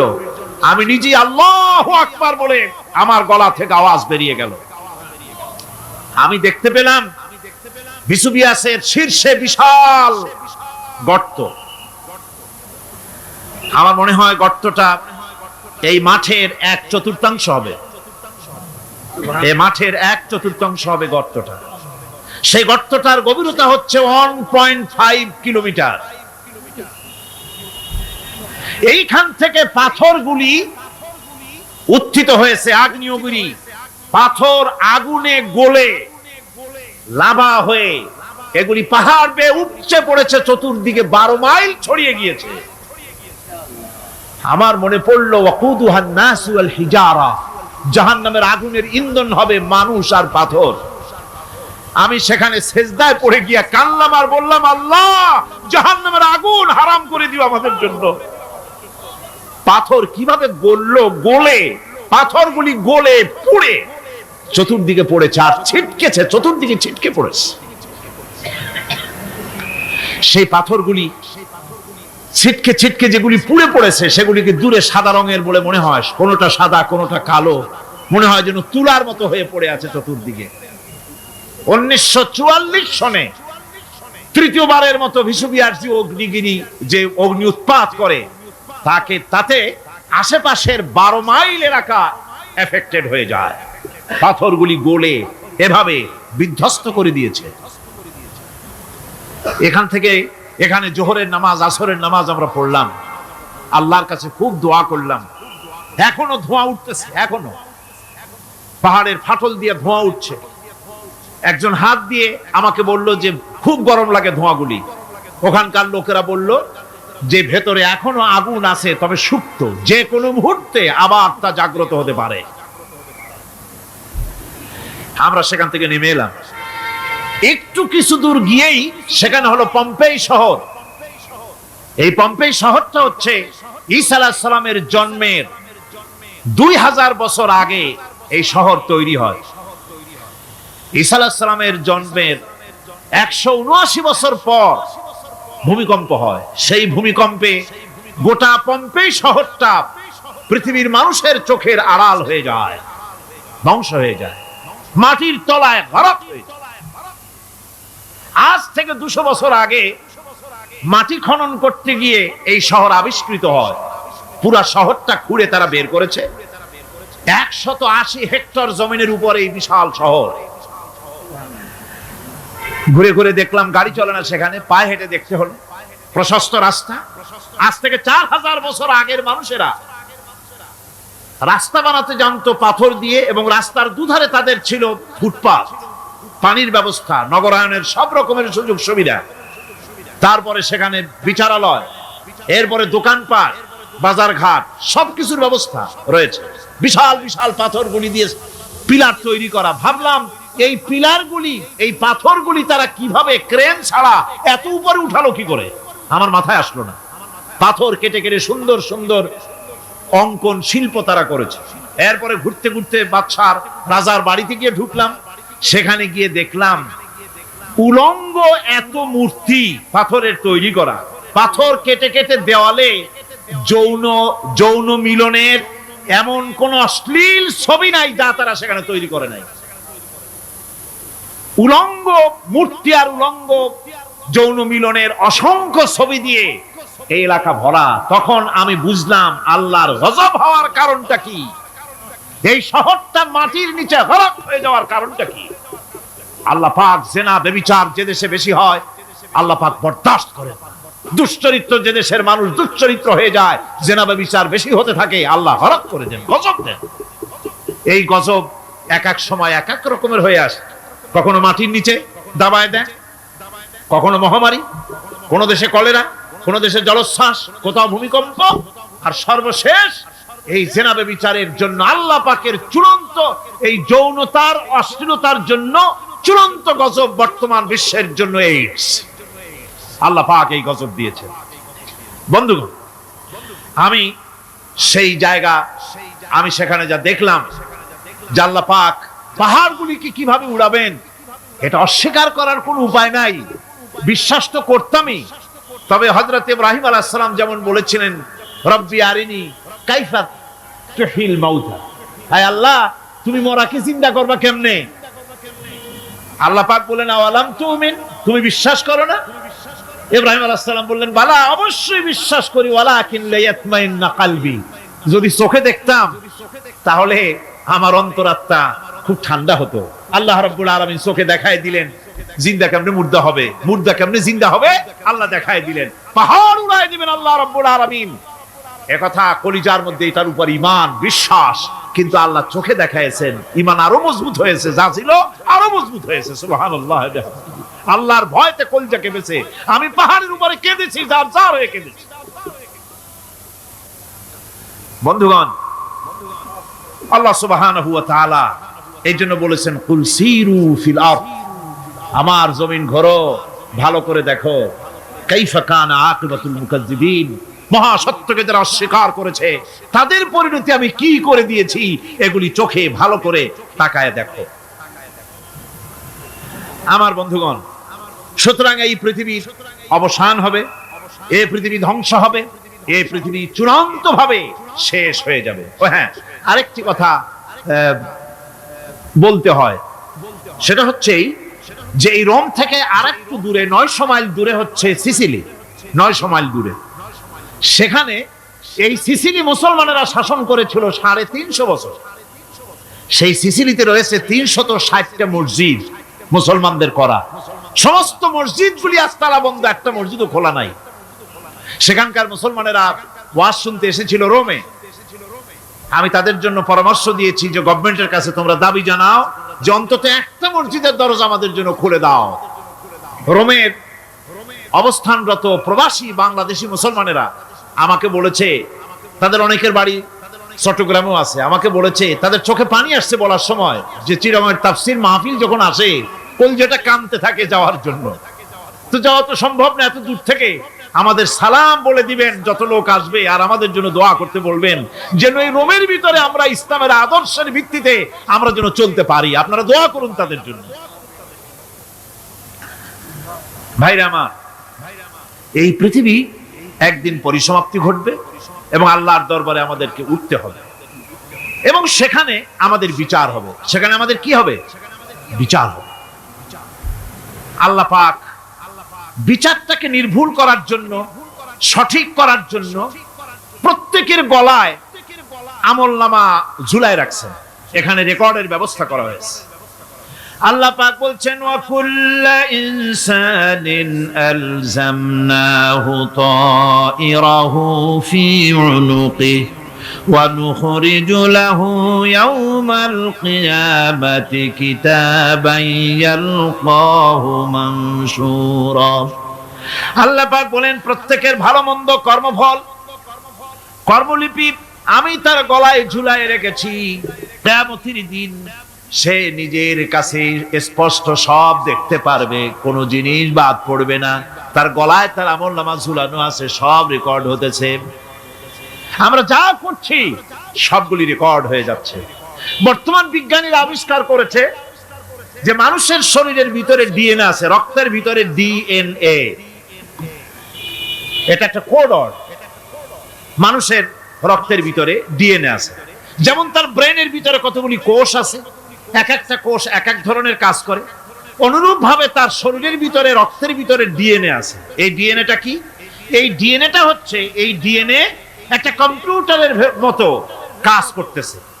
লোকটা কি করবে, কোথায় যাবে, সে ভালো হবে মন্দ হবে কি হবে, সব তার ডিএনএর মধ্যে রেকর্ডকৃত আছে। এটা বোঝার জন্য একটা সুন্দর দৃষ্টান্ত দেওয়া যায়। যেমন এই কাগজটাকে আপনারা মনে করুন একটা গাড়ির একটা গাড়ির ব্লুপ্রিন্ট। এখানে লেখা আছে গাড়ি কিভাবে তৈরি হবে। এই কাগজটা নিয়ে ঘরের মধ্যে রেখে দিলেন। এখন এই কাগজটা থেকেই অটোমেটিক গাড়ির উইন্ডো তৈরি হলো, শিল তৈরি হলো, গাড়ির বডি তৈরি হলো, চেসিস তৈরি হলো, টায়ার তৈরি হলো, ইঞ্জিন তৈরি হলো, ব্যাটারি তৈরি হলো, পেট্রোল নিল, আর কোন রকমের ড্রাইভার ছাড়াই গাড়ি চলতে আরম্ভ করলো। এই কথাটা যদি মনের মাথার মধ্যে আনতে পারেন যে এটা কিভাবে হইতে পারে, এতে লেখা অনুযায়ী যেভাবে হওয়া যদি সম্ভব হয়, অনুরূপ ভাবে মানুষের রক্তের ভিতরে ডিএনএ এরা আবিষ্কার করেছে। এর ভিতরে মানুষের ভালো মন্দ, কোথায় যাবে কি করবে, সবকিছু এর মধ্যে রয়েছে। কোরআনে কারীমে আল্লাহ রাব্বুল আলামিন, আমি গত বছরও বলছিলাম যে বিজ্ঞানের আবিষ্কার যত বাড়বে, কোরআন বোঝা মানুষের জন্য তত সহজ হবে। কোন সুবহানাল্লাহ। কোরআন বোঝা মানুষের জন্য তত সহজ হবে। সুতরাং মানুষের গলার সাথে আল্লাহ পাক বলছেন যে একটা আমলনামা আমি ঝুলাই দিয়েছি তার গলার সাথে, সে যা করতেছে ওখানে সব লিপিবদ্ধ হচ্ছে, কম্পিউটারাইজড, কম্পিউটারের মতো এগুলি সব গ্রহণ করতেছে। এগুলি কিয়ামতের দিন তার সামনে হাজির করা হবে। কিয়ামতে যখন আমলনামা তার সামনে দিয়ে বলা হবে, ইকরা কিতাবাকা কাফা বিনাফসিকাল ইয়াওমা আলাইকা হাসিবা, তাকে বলা হবে নিজের কর্মলিপি নিজেই পড়ো, আজ তুমি তোমার নিজের হিসাব নিতে যথেষ্ট। বন্ধুগণ, এই মাহফিলে যত লোক আমরা বসে আছি, আমরা আমাদের হিসাব নিতে যথেষ্ট না আরেকজন লাগবে? কোন আমরা যথেষ্ট কিনা? কথা বোঝেন নাই। আমি বলতে চেয়েছি এটা, আমরা যদি এখন চোখ বুঝে চিন্তা করি যে পিছনের জীবনে কি করেছি, মনে পড়বে নাকি পড়বে না? বলেন সবাই, পড়বে কি পড়বে না? ছোটবেলায় কবে পায়ের নিচে কাটা ফুটেছিল, কবে কোথায় আছাড় খেয়েছিলেন, কবে কার বেল তাল আম কাঁচা আম চুরি করে খেতে গিয়ে কিল খেয়েছিলেন, তাড়া খেয়েছিলেন, তাকে এখন মনে নাই? আছে। তাহলে কিল, ওই তাল বেল চুরি করতে গিয়ে যে কিলটা খাইছিলেন সেটাও মনে আছে, ভালো মন্দ সব মনে আছে। তাহলে কোন হোটেলের রুমে কি করছিলেন, কোন স্কুলে কোন কলেজে কি করছিলেন, তারপরে জীবনে ছোট বড় ঘটনাগুলি সব বুঝতে মনে পড়বে না? এবার হিসাব করেন, মনে যদি পড়ে এবার হিসাব করেন আপনি জান্নাতি না জাহান্নামী। আপনি আপনার নিজের হিসাব নেওয়ার জন্য যথেষ্ট। তাকে হিসাব করতে বলা হবে, তোমার হিসাব, তোমার নিজের হিসাব নেওয়ার জন্য তুমি যথেষ্ট, তোমার হিসাব তুমি নিজেই করো, এটা পড়ো। আর সেই কিয়ামতের দিন কোনো সাহায্যকারী মিলবে না। লান তানফাকুম আরহামুকুম ওয়ালা আওলাদুকুম ইয়াউমাল কিয়ামা। লান তানফাকুম, কিয়ামতের দিন কোনো ফায়দা হবে না, অবশ্যই কোনো ফায়দা হবে না, কোনো উপকারে আসবে না। কিয়ামতের দিন তোমার সন্তান, তোমার স্ত্রী, তোমার মাল, তোমার সম্পদ কোন উপকারে আসবে না। কিয়ামতের ময়দানে সেদিন সব তোমার সাথে বিচ্ছিন্ন করবে, সব পালায় যাবে। সেখানে উৎকোষেরও কোনো কারবার নাই যে ঘুষ টুস দিয়া, ফেরেশতাদের কোন রকম বুঝবাজ দিয়া, আলাদা কোনো সোরাগলি পথ দিয়া একেবারে ফুট করে ভেস্তে চলে যাবেন, এমন কোনো সুযোগ নাই। অনেকে বলে, হুজুর এমন কিছু দোয়া শিখায় দেন যাতে ওই সব জেহাদ বোমা এগুলি খুব ভয় পাই, ওসব রাস্তা টাস্তা না, খুব সহজে কিছু দোয়া দুরূদ করিয়া আস্তে করে জান্নাতে চলে যাওয়া যায়, এরকম একটা দোয়া, এরকম একটা পথ বলে দেন। আমি বলি, ভাই এরকমের কোন সোরাগলি আমার রাসূল আবিষ্কার করতে পারেন নাই, আল্লাহর পয়গম্বরের ওই ধরনের কোন পথ আবিষ্কার করতে পারেন নাই। সেখানে কিয়ামতের দিন কাউকে উৎকোষ গ্রহণ করার কেউ নাই, উৎকোষ দেওয়া যাবে না। আর উৎকোষ দিবেন এবার কি, আপনার কাছে কিছু নাইও, থাকলেও নেওয়ার কেউ নাই। এই দুনিয়ায় ফাঁকিবাজি করে বহুত কিছু করা যায়, কিন্তু কিয়ামতের মাঠে এগুলি কিছুই চলবে না। আল-ইয়াওমা লা ইয়ানফা'ু মালুন ওয়ালা বানুন, কিয়ামতের দিন ধন সন্তান সন্ততি আর সম্পদ কোনো কাজে লাগবে না। সেদিন শুধু আমল আমল যদি ভালো হয় কাজে লাগবে, আমল খারাপ হবে সব শেষ হয়ে যাবে। আল্লাহ রাব্বুল আলামিন নবীজিকে ডেকে বলেছেন, নবী আপনি বলেন, কুল মা কুনতু বিদআম মিনার রাসূল, আপনি বলুন আমি কোন নতুন রাসূল নই, আমার আগে অনেক নবী রাসূল পৃথিবীতে এসেছেন, তারা বিদায় হয়ে গেছেন। আমি জানি না কিয়ামতের দিন আল্লাহ রাব্বুল আলামিন আমার সাথে কি ব্যবহার করবেন, আর আমি এও জানি না যে কিয়ামতের দিন আল্লাহ পাক তোমাদের সাথে কি ব্যবহার করবেন। এই আয়াত নাযিল হওয়ার পর আল্লাহর হাবিব তার মেয়েকে ডাকলেন, জামাইকে ডাকলেন, নাতিদেরকে ডাকলেন, আহলে বাইতদেরকে ডাকলেন, আর বললেন, ও আমার মেয়ে কলিজার টুকরা ফাতেমা গো শোনো, কেবলমাত্র আয়াত নাযিল হয়ে গেল, আল্লাহ পাক আমাকে শোনাচ্ছেন কিয়ামতের দিন আমি জানি না আমার সঙ্গে কি ব্যবহার করা হবে, আর এও জানি না যে তোমাদের সাথে কি ব্যবহার করা হবে। ও আমার কলিজার টুকরা মেয়ে ফাতেমা, কিয়ামতের দিন মুহাম্মদ সাল্লাল্লাহু আলাইহি সাল্লামের মেয়ে এই হিসাবে তোমার নাজাতের ফয়সালা হবে না। ও আমার কলিজার টুকরা নাতি হাসান আর হোসেন, কিয়ামতের দিন মুহাম্মদ সাল্লাল্লাহু আলাইহি সাল্লামের নাতি হিসাবে ফয়সালা হবে না। ও আমার জামাই হযরতে আলী, কিয়ামতের দিন আমার জামাই হিসাবে নাজাতের ফয়সালা হবে না। আমল যদি ভালো হয় ফয়সালা ভালো হবে, জান্নাতে চলে যাবে। আমল যদি খারাপ হয় কার নাতি কার জামাই দেখা হবে না। সুবহানাল্লাহ। কঠিন কিয়ামতের মাঠ, এই পরকালের বিশ্বাস যদি কলিজার মধ্যে ঢোকে মানুষ ভালো হয়ে যাবে। কোন সুবহানাল্লাহ। আপনাদের দৃষ্টিতে পারবে, কথার জবাব যে দিলেন না। পুলিশে কি মানুষের চরিত্র ভালো বানাইতে পারবে? পুলিশের চরিত্র ভালো বানাবে কেনা, সেটাই তো কথা। মানুষের চরিত্র যাতে ভালো থাকে, মানুষের জন্য খারাপ কাম না করে সেজন্য পুলিশ, পুলিশ যাতে খারাপ কাম না করে সেজন্য আরো একটা ডিপার্টমেন্ট আছে না, তারা যাতে খারাপ কাজ না করে সেজন্য আর একটা আছে। এন্টি করাপশনের আবার এন্টি করাপশন আছে, তার উপর আবার এন্টি করাপশন আছে। এন্টিটার অভাব নাই। সুতরাং পুলিশ দিয়া, বিডিআর দিয়া, আর্মি দিয়া মানুষের, দেশের, জাতির চরিত্র ভালো বানানো যায় না। রাসূলুল্লাহ এ দিয়ে বানান না, এটা ইসলামের নিয়ম নয়। পুলিশ দিয়া, আর্মি দিয়া দেশের মানুষের চরিত্র ভালো বানানো যায় না। চরিত্র ভালো বানানো যায় কেবলমাত্র পরকালের ভয় দিয়া। কি কিসের ভয় দিয়া? ওই যে মক্কার জীবনে ওই সমস্ত মানুষগুলি যারা চুরি করত, ডাকাতি করত, জিনা করত, বদমাশি করত, যারা শয়তানি করত, যারা মানুষকে খুন করত, এই মানুষগুলি এত ভালো হয়ে গেল, যারা চুরি ছেড়ে দিল, ডাকাতি ছেড়ে দিল, জিনা ব্যভিচার ছেড়ে দিল, এত ভালো হয়ে গেল, পৃথিবীর মধ্যে সেরা মানুষ তারা হয়ে গেলেন। জোরে বলেন সুবহানাল্লাহ। নবীর সাহাবীরা পৃথিবীর শ্রেষ্ঠ সন্তান, নবীর সাহাবীরা পৃথিবীর সেরা মানুষ, তাদের চাইতে সেরা মানুষ নবীদের পরে আর কেউ হতে পারে না। জোরে কোন সুবহানাল্লাহ। নবীর পরে পৃথিবীতে শ্রেষ্ঠ মানুষ কারা? সাহাবায়ে কেরাম রিদওয়ানুল্লাহ তাআলা আলাইহিম আজমাইন। ওনারা তো কুফরের মধ্যে ছিলেন, শিরকের মধ্যে ছিলেন, চুরি, ডাকাতি, জিনা, ব্যভিচার এমন কোন পাপ নাই যা করা হয়নি। তারপরে যখন আল্লাহর নবীর কাছ থেকে তাওহীদ, রিসালাত ও আখিরাতের দাওয়াত পেলেন, কি সোনার মানুষ এক একজন হয়ে গেলেন। সুবহানাল্লাহ। যারা ছিলেন নারীর সতীত্বের জম, তারা হয়ে গেলেন নারীর সতীত্বের পাহারাদার।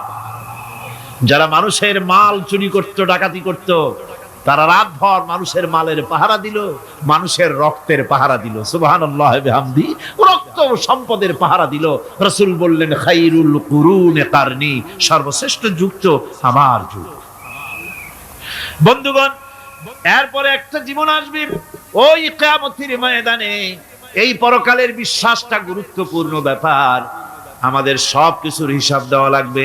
আল্লাহ পাক বলেন, ইন্নাস সামআ ওয়াল বাসারা ওয়াল ফুআদা কুল্লু উলাইকা আনহু মাসউলা। নিঃসন্দেহে মানুষের শ্রবণ শক্তি, দর্শন শক্তি এবং তার অন্তঃকরণের কল্পনা সম্পর্কে আল্লাহ রাব্বুল আলামিনের কাছে জিজ্ঞাসিত হতে হবে। কান দিয়া কি করেছিলা, চোখ দিয়া কি করেছিলা, মুখ দিয়া কি করেছিলে, হাত দিয়ে কি করেছিলে, সবকিছুর জবাব আল্লাহ রাব্বুল আলামিনের কাছে দিতে হবে। সবটার জবাব দিতে হবে। কোনো কিছু বাদ যাবে না। এমনকি মনের ভিতরে যে কল্পনা আমরা করি, এই কল্পনার হিসাবও আল্লাহর দরবারে দিতে হবে। কোরআনে কারীম বলছেন, ওয়া ইন তুবদু মা ফি আনফুসিকুম আও তুখফুহু ইউহাসিবকুম বিহিল্লাহ। মনের ভিতরে তুমি যেটা কল্পনা করো সেটা প্রকাশ করো, অথবা তুমি গোপন রাখো, যাই তুমি করো না কেন, আল্লাহ রাব্বুল আলামিন এর হিসাবও তোমার কাছে নেবেন। ফায়াগফিরু লিমান ইয়াশাউ ওয়া ইউআযযিবু মান ইয়াশাউ ওয়াল্লাহু আলা কুল্লি শাইইন কাদির। মহান আল্লাহ পাক বলেন, করার পর তোমার মনের ভিতরে কি কল্পনা করেছিলে ওইটার হিসাব আমি নেব। হিসাব নেওয়ার পর যারে খুশি ক্ষমা করে দেব, যাকে খুশি শাস্তি প্রদান করব। সবকিছুর উপরে আল্লাহ রাব্বুল আলামিন শক্তিমান, সব তিনি করতে পারেন, সমস্ত কুদরত রয়েছে তার। সুতরাং মানুষদেরকে, আল্লাহর বান্দাদেরকে বিশ্বাস করতে হবে যে আমার কোনো কথা বাদ যাবে না, কথাগুলি রেকর্ড হচ্ছে, কথা রেকর্ড হচ্ছে। আমি যে ওয়াজ করতেছি এই কথাগুলি রেকর্ড হচ্ছে নাকি হচ্ছে না? অনেক টেপ রেকর্ডার রেকর্ড হচ্ছে, অডিও ভিডিও হচ্ছে। আজ থেকে 50 বছর পর যদি এই রেকর্ড বাজানো হয়, আমাকে যদি বলা হয় যে আপনি অমুক জায়গায় অমুক কথা বলেছেন, আমি যদি বলি না আমি কথা বলি নাই, তারপরে যদি রেকর্ড বাজানো হয়, তাহলে আমি কথা যে বলি নাই যদি বলি, তাহলে এটা ধরা পড়বে না? সেখানে ধরা পড়বে না? তাহলে এই মানুষের কথা প্লাস্টিকের ফিতায় রেকর্ড করে 50 বছর, 100 বছর, 200 বছর, 500 বছর যদি প্লাস্টিকের ফিতায় এটাকে চলচ্চিত্র করে অথবা টেপ রেকর্ডারে করে যদি ধরে রাখা যায়, এই বুদ্ধিটা কে দিলেন কন্ত দেখি? সবাই কন্যা এই বুদ্ধিটা দিলেন কে? যে আল্লাহ রাব্বুল আলামিন মানুষের মাথায় বুদ্ধি দিলেন, যার দ্বারা সে মানুষের কথাবার্তা অ্যাক্টিভিটি সব ধরে রাখতে পারে। সে আল্লাহ রাব্বুল আলামিন বুঝি আপনার আমার কথা এবং আপনার আমার অ্যাক্টিভিটিস কে তিনি বুঝি ধরে রাখতে পারবেন না কিয়ামত পর্যন্ত? পারবেন কি না?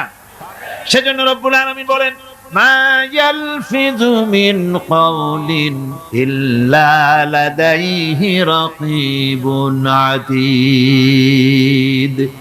সমস্ত কথা রেকর্ড হচ্ছে। সুবহানাল্লাহ কোন জোরে! সমস্ত কথা রেকর্ড হচ্ছে, একটা কথাও বাদ যাবে না। মুখ আছে বলেই কথা বলবেন তা না, হিসাব করে কথা বলতে হবে। গীবত গাওয়া যাবে না, মিথ্যা কথা বলা যাবে না, মিথ্যা ওয়াদা করা যাবে না। মিথ্যা ওয়াদার তো মৌসুম এসে গেছে। কি কোন বোঝেন কথা? হ্যাঁ, মিথ্যা ওয়াদার মৌসুম এসে গেছে। এখন মৌসুমে বাহার, মিথ্যা বলার। কত সুন্দর সুন্দর ওয়াদা, সোনা দিয়ে রাস্তা বানায় দেবো। অভুক্ত মানুষদের বলা হয় না খেয়ে মরবেন না, কিন্তু কি খেয়ে মরবে তাও কয়। আমরা যদি যাইতে পারি তাহলে মটকির মতো রসগোল্লা বানাই দিই, গরুর গাড়ির চাকার মতো জিলাপি বানাই দিই, খাইতে গিয়ে হা করে চিত হয়ে থাকবে। কত রঙিন রঙিন কথা। মিথ্যা ওয়াদার সময় এসেছে। ভাইরা আমার, পরকাল যদি বিশ্বাস করে সেই ব্যক্তি কিছুতেই মুখ আছে বলেই যা খুশি বলবে না, পরনিন্দা করবে না, পরচর্চা করবে না, হাত আছে বলেই যা তা লিখবে না। ঘটনা হইল একটা, লিখলো আর একটা। কলম একটা আছে বলেই যা খুশি তা লেখা যায় না, মুখ আছে বলেই যা খুশি তা বলা যায় না, চোখ আছে বলেই যা খুশি তা দেখা যায় না। গরু খাওয়া জায়েজ করা হয়েছে বলে গরুর লেজ থেকে মাথা পর্যন্ত পাইকারি দরে সব খাওয়া যায় না। গরু খাওয়া হারাম না হালাল? হালাল। পাইকারি দরে লেজ থেকে মাথা পর্যন্ত সব খাওয়া হালাল না। ওর মধ্যে আল্লাহ কিছু হারাম রেখে দিছে, সেগুলোকে বাইসে খাইতে হবে। আল্লাহ দেখতে চান পাইকারি দরে জমের খাওয়া খাও না আমার হারাম গুলি বাদ দিয়ে খাও, নিষেধ করা গুলি বাদ দিয়ে খাও। মুখ আছে বলেই যা খুশি তা বলা যাবে না, কান আছে বলেই যা খুশি তা শোনা যাবে না, চোখ আছে বলেই যা খুশি তা দেখা যাবে না, হাত পা আছে বলেই যা খুশি তা করা যাবে না। সবটার পেছনে আল্লাহ রাব্বুল আলামিনকে ভয় করা লাগবে। মহান আল্লাহ রাব্বুল আলামিন বলে, বান্দারে তোমার সমস্ত কার্যাবলী এমনকি তোমার চাহনিটা পর্যন্ত কার দিকে কি নিয়তে তাকায়ছো কেউ জানে না, আমি আল্লাহ রব্বুল আলামিন জানি। وَيَعْلَمُ خَائِنَةَ الْأَعْيُنِ وَمَا تُخْفِي الصُّدُورُ। তোমার অন্তঃকরণ কি জিনিস গোপন করে আর তোমার চক্ষু কি লুকোচুরি খেলে আমি টের পাই। সুবহানাল্লাহ বিহামদি। চশমার ফাঁক দিয়া কি দেখো, কারে দেখো, কি নজরে দেখো, সানগ্লাস পরিয়া কেউ ঠিক পায় না, আমি ঠিক পাই। সুবহানাল্লাহ, জোরে কোন সুবহানাল্লাহ। সুতরাং চোখের নজরের হিসাব হবে, হাতের কাজের হিসাব হবে, পায়ের চলার হিসাব হবে, আপনার বলার হিসাব হবে, মুখে যা বলেছেন, যা করেছেন, হাত পাও দিয়ে যা করেছেন, সবকিছুর হিসাব হবে কিয়ামতের দিন। আল্লাহর দরবারে সবকিছু উপস্থিত হবে, কোনো জিনিস বাদ পড়বে না। فَمَن يَعْمَلْ مِثْقَالَ ذَرَّةٍ خَيْرًا يَرَهُ وَمَن يَعْمَلْ مِثْقَالَ ذَرَّةٍ شَرًّا يَرَهُ। ছোট্ট একটা ভালো কাজ যদি করো তাও হাজির করা হবে সামান্যতম ভালো কামও তোমার বাদ পড়বে না, আর ক্ষুদ্রতম কোনো খারাপ কাজ করলে তাও উপস্থিত করা হবে, সব তোমার সামনে, কোনো জিনিস বাদ পড়বে না, সব দেখতে পাবে কিয়ামতের দিন। ভালো কাজটাও আর খারাপ কাজটাও আল্লাহর কাছে সেদিন আল্লাহ পাক মানুষের সামনে উপস্থিত করে দিবেন। আল্লাহ পাক বলছেন সেদিন এই জমিন তার ভিতরে যা লুকায়িত ছিল জমিন সব বের করে দেবে। কান্নাহুম জারাদুম মুনতাশির। টিড্ডি, ফড়িংগুলি, পোকাগুলি মাটির থেকে যেমন বেরোয়, এ মাটির ভিতরে যা আছে কিয়ামতের দিন সব মাটি বের করে দেবে। ইযা যুলজিলাতিল আরদু জিলজালাহা ওয়া আখরাজাতিল আরদু আসকালাহা ওয়া ক্বালাল ইনসানু মা লাহা। এ জমিনকে ঝাঁকি মারা হবে প্রবল এক ঝাঁকুনি, প্রবল এক ঝাঁকুনিতে এই পৃথিবীর মধ্যে যা কিছু আছে সব বেরিয়ে যাবে। সুবহানাল্লাহ কইতে ইচ্ছা করে না মিয়ারা? এক ঝাঁকুনিতে পৃথিবী সব বের করে দেবে। মানুষ हैरान হয়ে বলবে কি হয়েছে, এ মাটির হলোটা কি? আমার বন্ধুগণ, মানুষ हैरान হয়ে গিয়ে বলবে মাটির কি হলো? আল্লাহ রাব্বুল আলামিন বলেন ইয়াউমাইযিন তুহাদ্দিসু আখবারাহা বিআন্না রাব্বাকা আওহালাহা। জমিনের উপরে যা ঘটেছে জমিন তা সব বের করে দেবে, সব প্রকাশ করে দেবে। আর এটা এই জন্য হবে যেহেতু তার রবের হুকুম হয়েছে, তার রব হুকুম করেছে বের করে দে। জমিনের ভিতরে আছে যা সব বেরিয়ে যাবে, আকাশ ভেঙে পড়বে, পাহাড় উড়ে যাবে, জমিনের ভিতরে যা আছে সব উপরে চলে আসবে, পৃথিবীতে সব শেষ, কিচ্ছু নাই, আকাশ নাই, পাহাড় নাই, সমুদ্র নাই, সব একাকার, চন্দ্র নাই, সূর্য নাই, তারকা নাই, গ্যালাক্সি নাই, মহাশূন্য নাই, সব শেষ।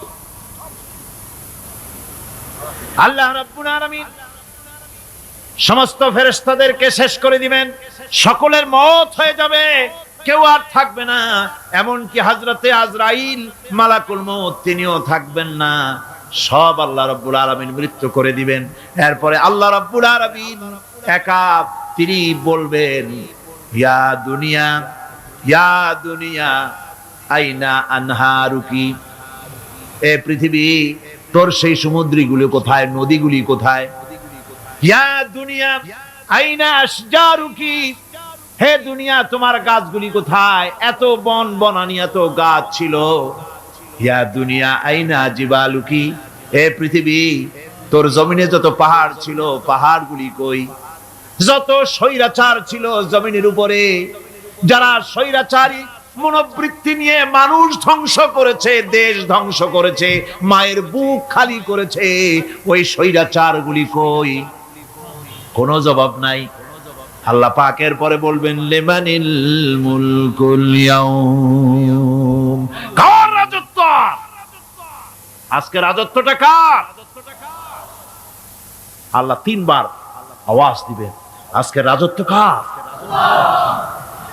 আল্লাহ পাক যখন 3 বার করে ডাক দিবেন, কোনো জবাব নাই, কোনো জবাব নাই। কে জবাব দেবে?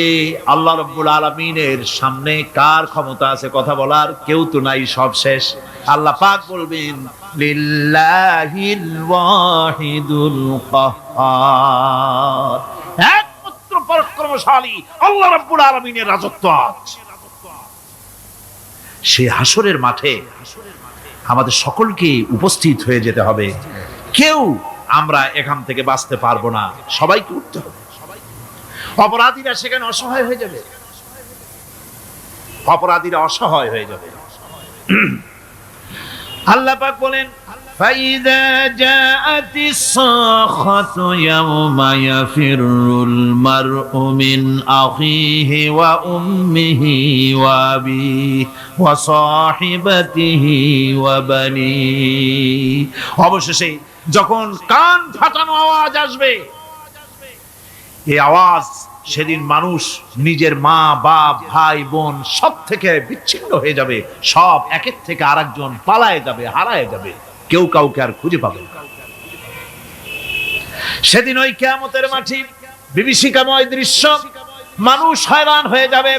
মাথার 1 হাত অথবা অর্ধ মাইল অথবা 1 বিগত এতটুকুন উপরে ওই প্রকাণ্ড সূর্যটার তাপ আসবে, গুনাহগারের মাথার চান্দি ফেটে গিয়া মগজগুলি গলে গলে নাক কান দিয়ে বেয়ে পড়তে লাগবে, জিহ্বাটা কুকুরের মতো ঝুলে নাভিস্থল পর্যন্ত পড়ে যাবে, মাটিটা সূর্যের উত্তাপে তামার মতো গরম হয়ে যাবে, সারা হাসর জুড়ে আওয়াজ হবে পানি পানি পানি। মানুষেরা হয়রান হয়ে যাবে। সে হাসরের ময়দানে এই চরম কষ্টের ভিতরে আল্লাহ রাব্বুল আলামিন বলেন সেদিন 2টো ভাগ হয়ে যাবে। একদল মানুষের চেহারা আলোয় ঝলমল হয়ে যাবে, আর একদল মানুষের চেহারাগুলি কালো হয়ে যাবে। উজুহুন ইয়াওমাইযিন মুসফিরাতুন দাহিকাতুন মুস্তাবশিরা ওয়া উজুহুন ইয়াওমাইযিন আলাইহা গাবারা। আল্লাহ পাক বলেন এক শ্রেণীর মানুষের চেহারা হাস্যোজ্জ্বল ঝলমলে হয়ে যাবে, আর এক শ্রেণীর মানুষের চেহারাগুলি কালো হয়ে যাবে। তারহাকুহা কাতারা উলাইকা হুমুল কাফারাতুল ফাজারা। হাস্যোজ্জ্বল, স্বচ্ছন্দপূর্ণ, সুন্দর, উজ্জ্বল ঝলমলে চেহারা হবে ঈমান আনার কারণে, পরকালকে বিশ্বাস করার কারণে, আল্লাহ এবং রাসূলের কথা অনুযায়ী জীবন যাপনের কারণে চেহারাটা উজ্জ্বল হয়ে যাবে। আর আল্লাহর নাফরমানি, রাসূলের নাফরমানি, পরকালকে অস্বীকার করার কারণে কাফেরগুলির চেহারা, মুনাফিকগুলির চেহারা কালো হয়ে যাবে। তাদেরকে আলাদা করে দেওয়া হবে। আমতাজুল ইয়াওমা আইয়ুহাল মুজরিমুন, মুজরিমদেরকে আলাদা করে দেওয়া হবে, 2টা ভাগ হয়ে যাবে। এই চরম অবস্থা সৃষ্টি হবে কিয়ামতের ময়দানে। সেদিন রাসূল করিম সাল্লাল্লাহু আলাইহি ওয়াসাল্লাম উম্মতের জন্য সুপারিশ করবেন। সেই সুপারিশ যেন আমাদের করতে পারেন, সেজন্য আমাদেরকে তৈরি করতে হবে, সে ধরনের যোগ্য আমাদেরকে বানাতে হবে। বন্ধুগণ, এই পরকালীন জীবন, এর সম্ভাবনা, এটা যে হবে এবং সেই পরকালে আমাদের সকলকে যে উঠতে হবে, কিয়ামতে আল্লাহর কাছে জীবনের সবকিছুর জবাবদিহি করতে হবে, এই ভীতি সৃষ্টি করতে চায় আল্লাহ পাক মানুষের ভেতরে। আল্লাহ পাকের চাইতে মানুষের কল্যাণকামী আর কেউ আছে? চিল্লায় কোন আল্লাহর চাইতে, বিশ্ববাসীর সৃষ্টি জগতের কল্যাণকামী আল্লাহর চাইতে, রাসূলের চাইতে বেশি কেউ কি আছে? সে আল্লাহ পাক সব বলে দিলেন, ওপেন সিক্রেট করে দিলেন, সব গোপন ফাঁস করে দিলেন। কেমনে বিচার হবে, কেমনে কিয়ামত অনুষ্ঠিত হবে, কেমনে কি হবে, সব খুলে খুলে আল্লাহ পাক বলে দিলেন আমাদেরকে ভালো হওয়ার জন্য। কোরআনে কারীম বলছে লাইসাল বিররা আন তুওয়াল্লু ওয়ুজুহাকুম কিবালাল মাশরিকি ওয়াল মাগরিব। পূর্ব পশ্চিমে মাথা ঘুরানো, সার নত করা, মাথা ঘুরানো, মুখ ঘুরানো, এটাই কিন্তু সৎ কাজ এবং পুণ্যবান হওয়ার সৎ কাজ করার নেককার হওয়ার জন্য যথেষ্ট নয়, বরং ওয়ালাকিন্নাল বিররা মান আমানা বিল্লাহি ওয়াল ইয়াউমিল আখির। প্রকৃতপক্ষে সৎকারী মুমিন, ভালো কাজ করা, প্রকৃত মুমিন, সত্যিকারের ভালো মানুষ, সত্যিকারের ইমানদার হওয়ার জন্য 10টি কাজ লাগবে। কয়টি কাজ? 10টি কাজ লাগবে। সেই 10টি কাজের একটি কাজ গত বছর আপনাদের খেদমতে আরজ করা হয়েছে, 2টি বলা হয়েছে, বাকি আজকে বললাম আরেকটা, হয়ে গেল 3টা। বাকি আছে কয়টা? 7টা। বাকি আছে আরো 7টা। পরকাল ভিত্তিক জীবনযাপন যদি করতে পারি তাহলে আমরা হব দুনিয়ার শ্রেষ্ঠ মানুষ। কোন আলহামদুলিল্লাহ। আমার দেশ, আমার জাতি, আমার school, college, university, secretariat, cantonment, রান্নাঘর থেকে শুরু করে বঙ্গভবন, দেশের সর্বত্র মানুষের ভেতরে যদি পরকালের জবাবদেহিমূলক জীবনযাত্রার অনুভূতি সৃষ্টি করে দেওয়া যায়, কিয়ামত আছে আর জবাব দিতে হবে আল্লাহর দরবারে। এই পরকালকে এভাবে বিশ্বাস করতে পারলে, ওইভাবে জীবন গড়তে পারলে দেশ সুখী হবে, সমৃদ্ধশালী হবে, বিপদ দূরীভূত হবে, অন্ধকারের আমানিশা দূর হয়ে গিয়ে পৃথিবীতে আবার সুন্দর সূর্য উদিত হবে। ইসলামের নতুন বার্তা নিয়ে পৃথিবীতে শান্তি আসবে, সুখ আসবে, সমৃদ্ধি আসবে, স্বাধীনতা টিকবে, সার্বভৌমত্ব টিকবে, দেশ এক সুখী সমৃদ্ধশালী সুন্দর দেশে পরিণত হবে। বাংলাদেশ হবে পৃথিবীর একটা আদর্শ দেশে পরিণত হয়ে যাবে, যদি এই কথাগুলি আমরা বিশ্বাস করি আর আমল করে চলতে পারি। আল্লাহ পাক যেন সে তৌফিক আমাদের দেন। সকলে বলি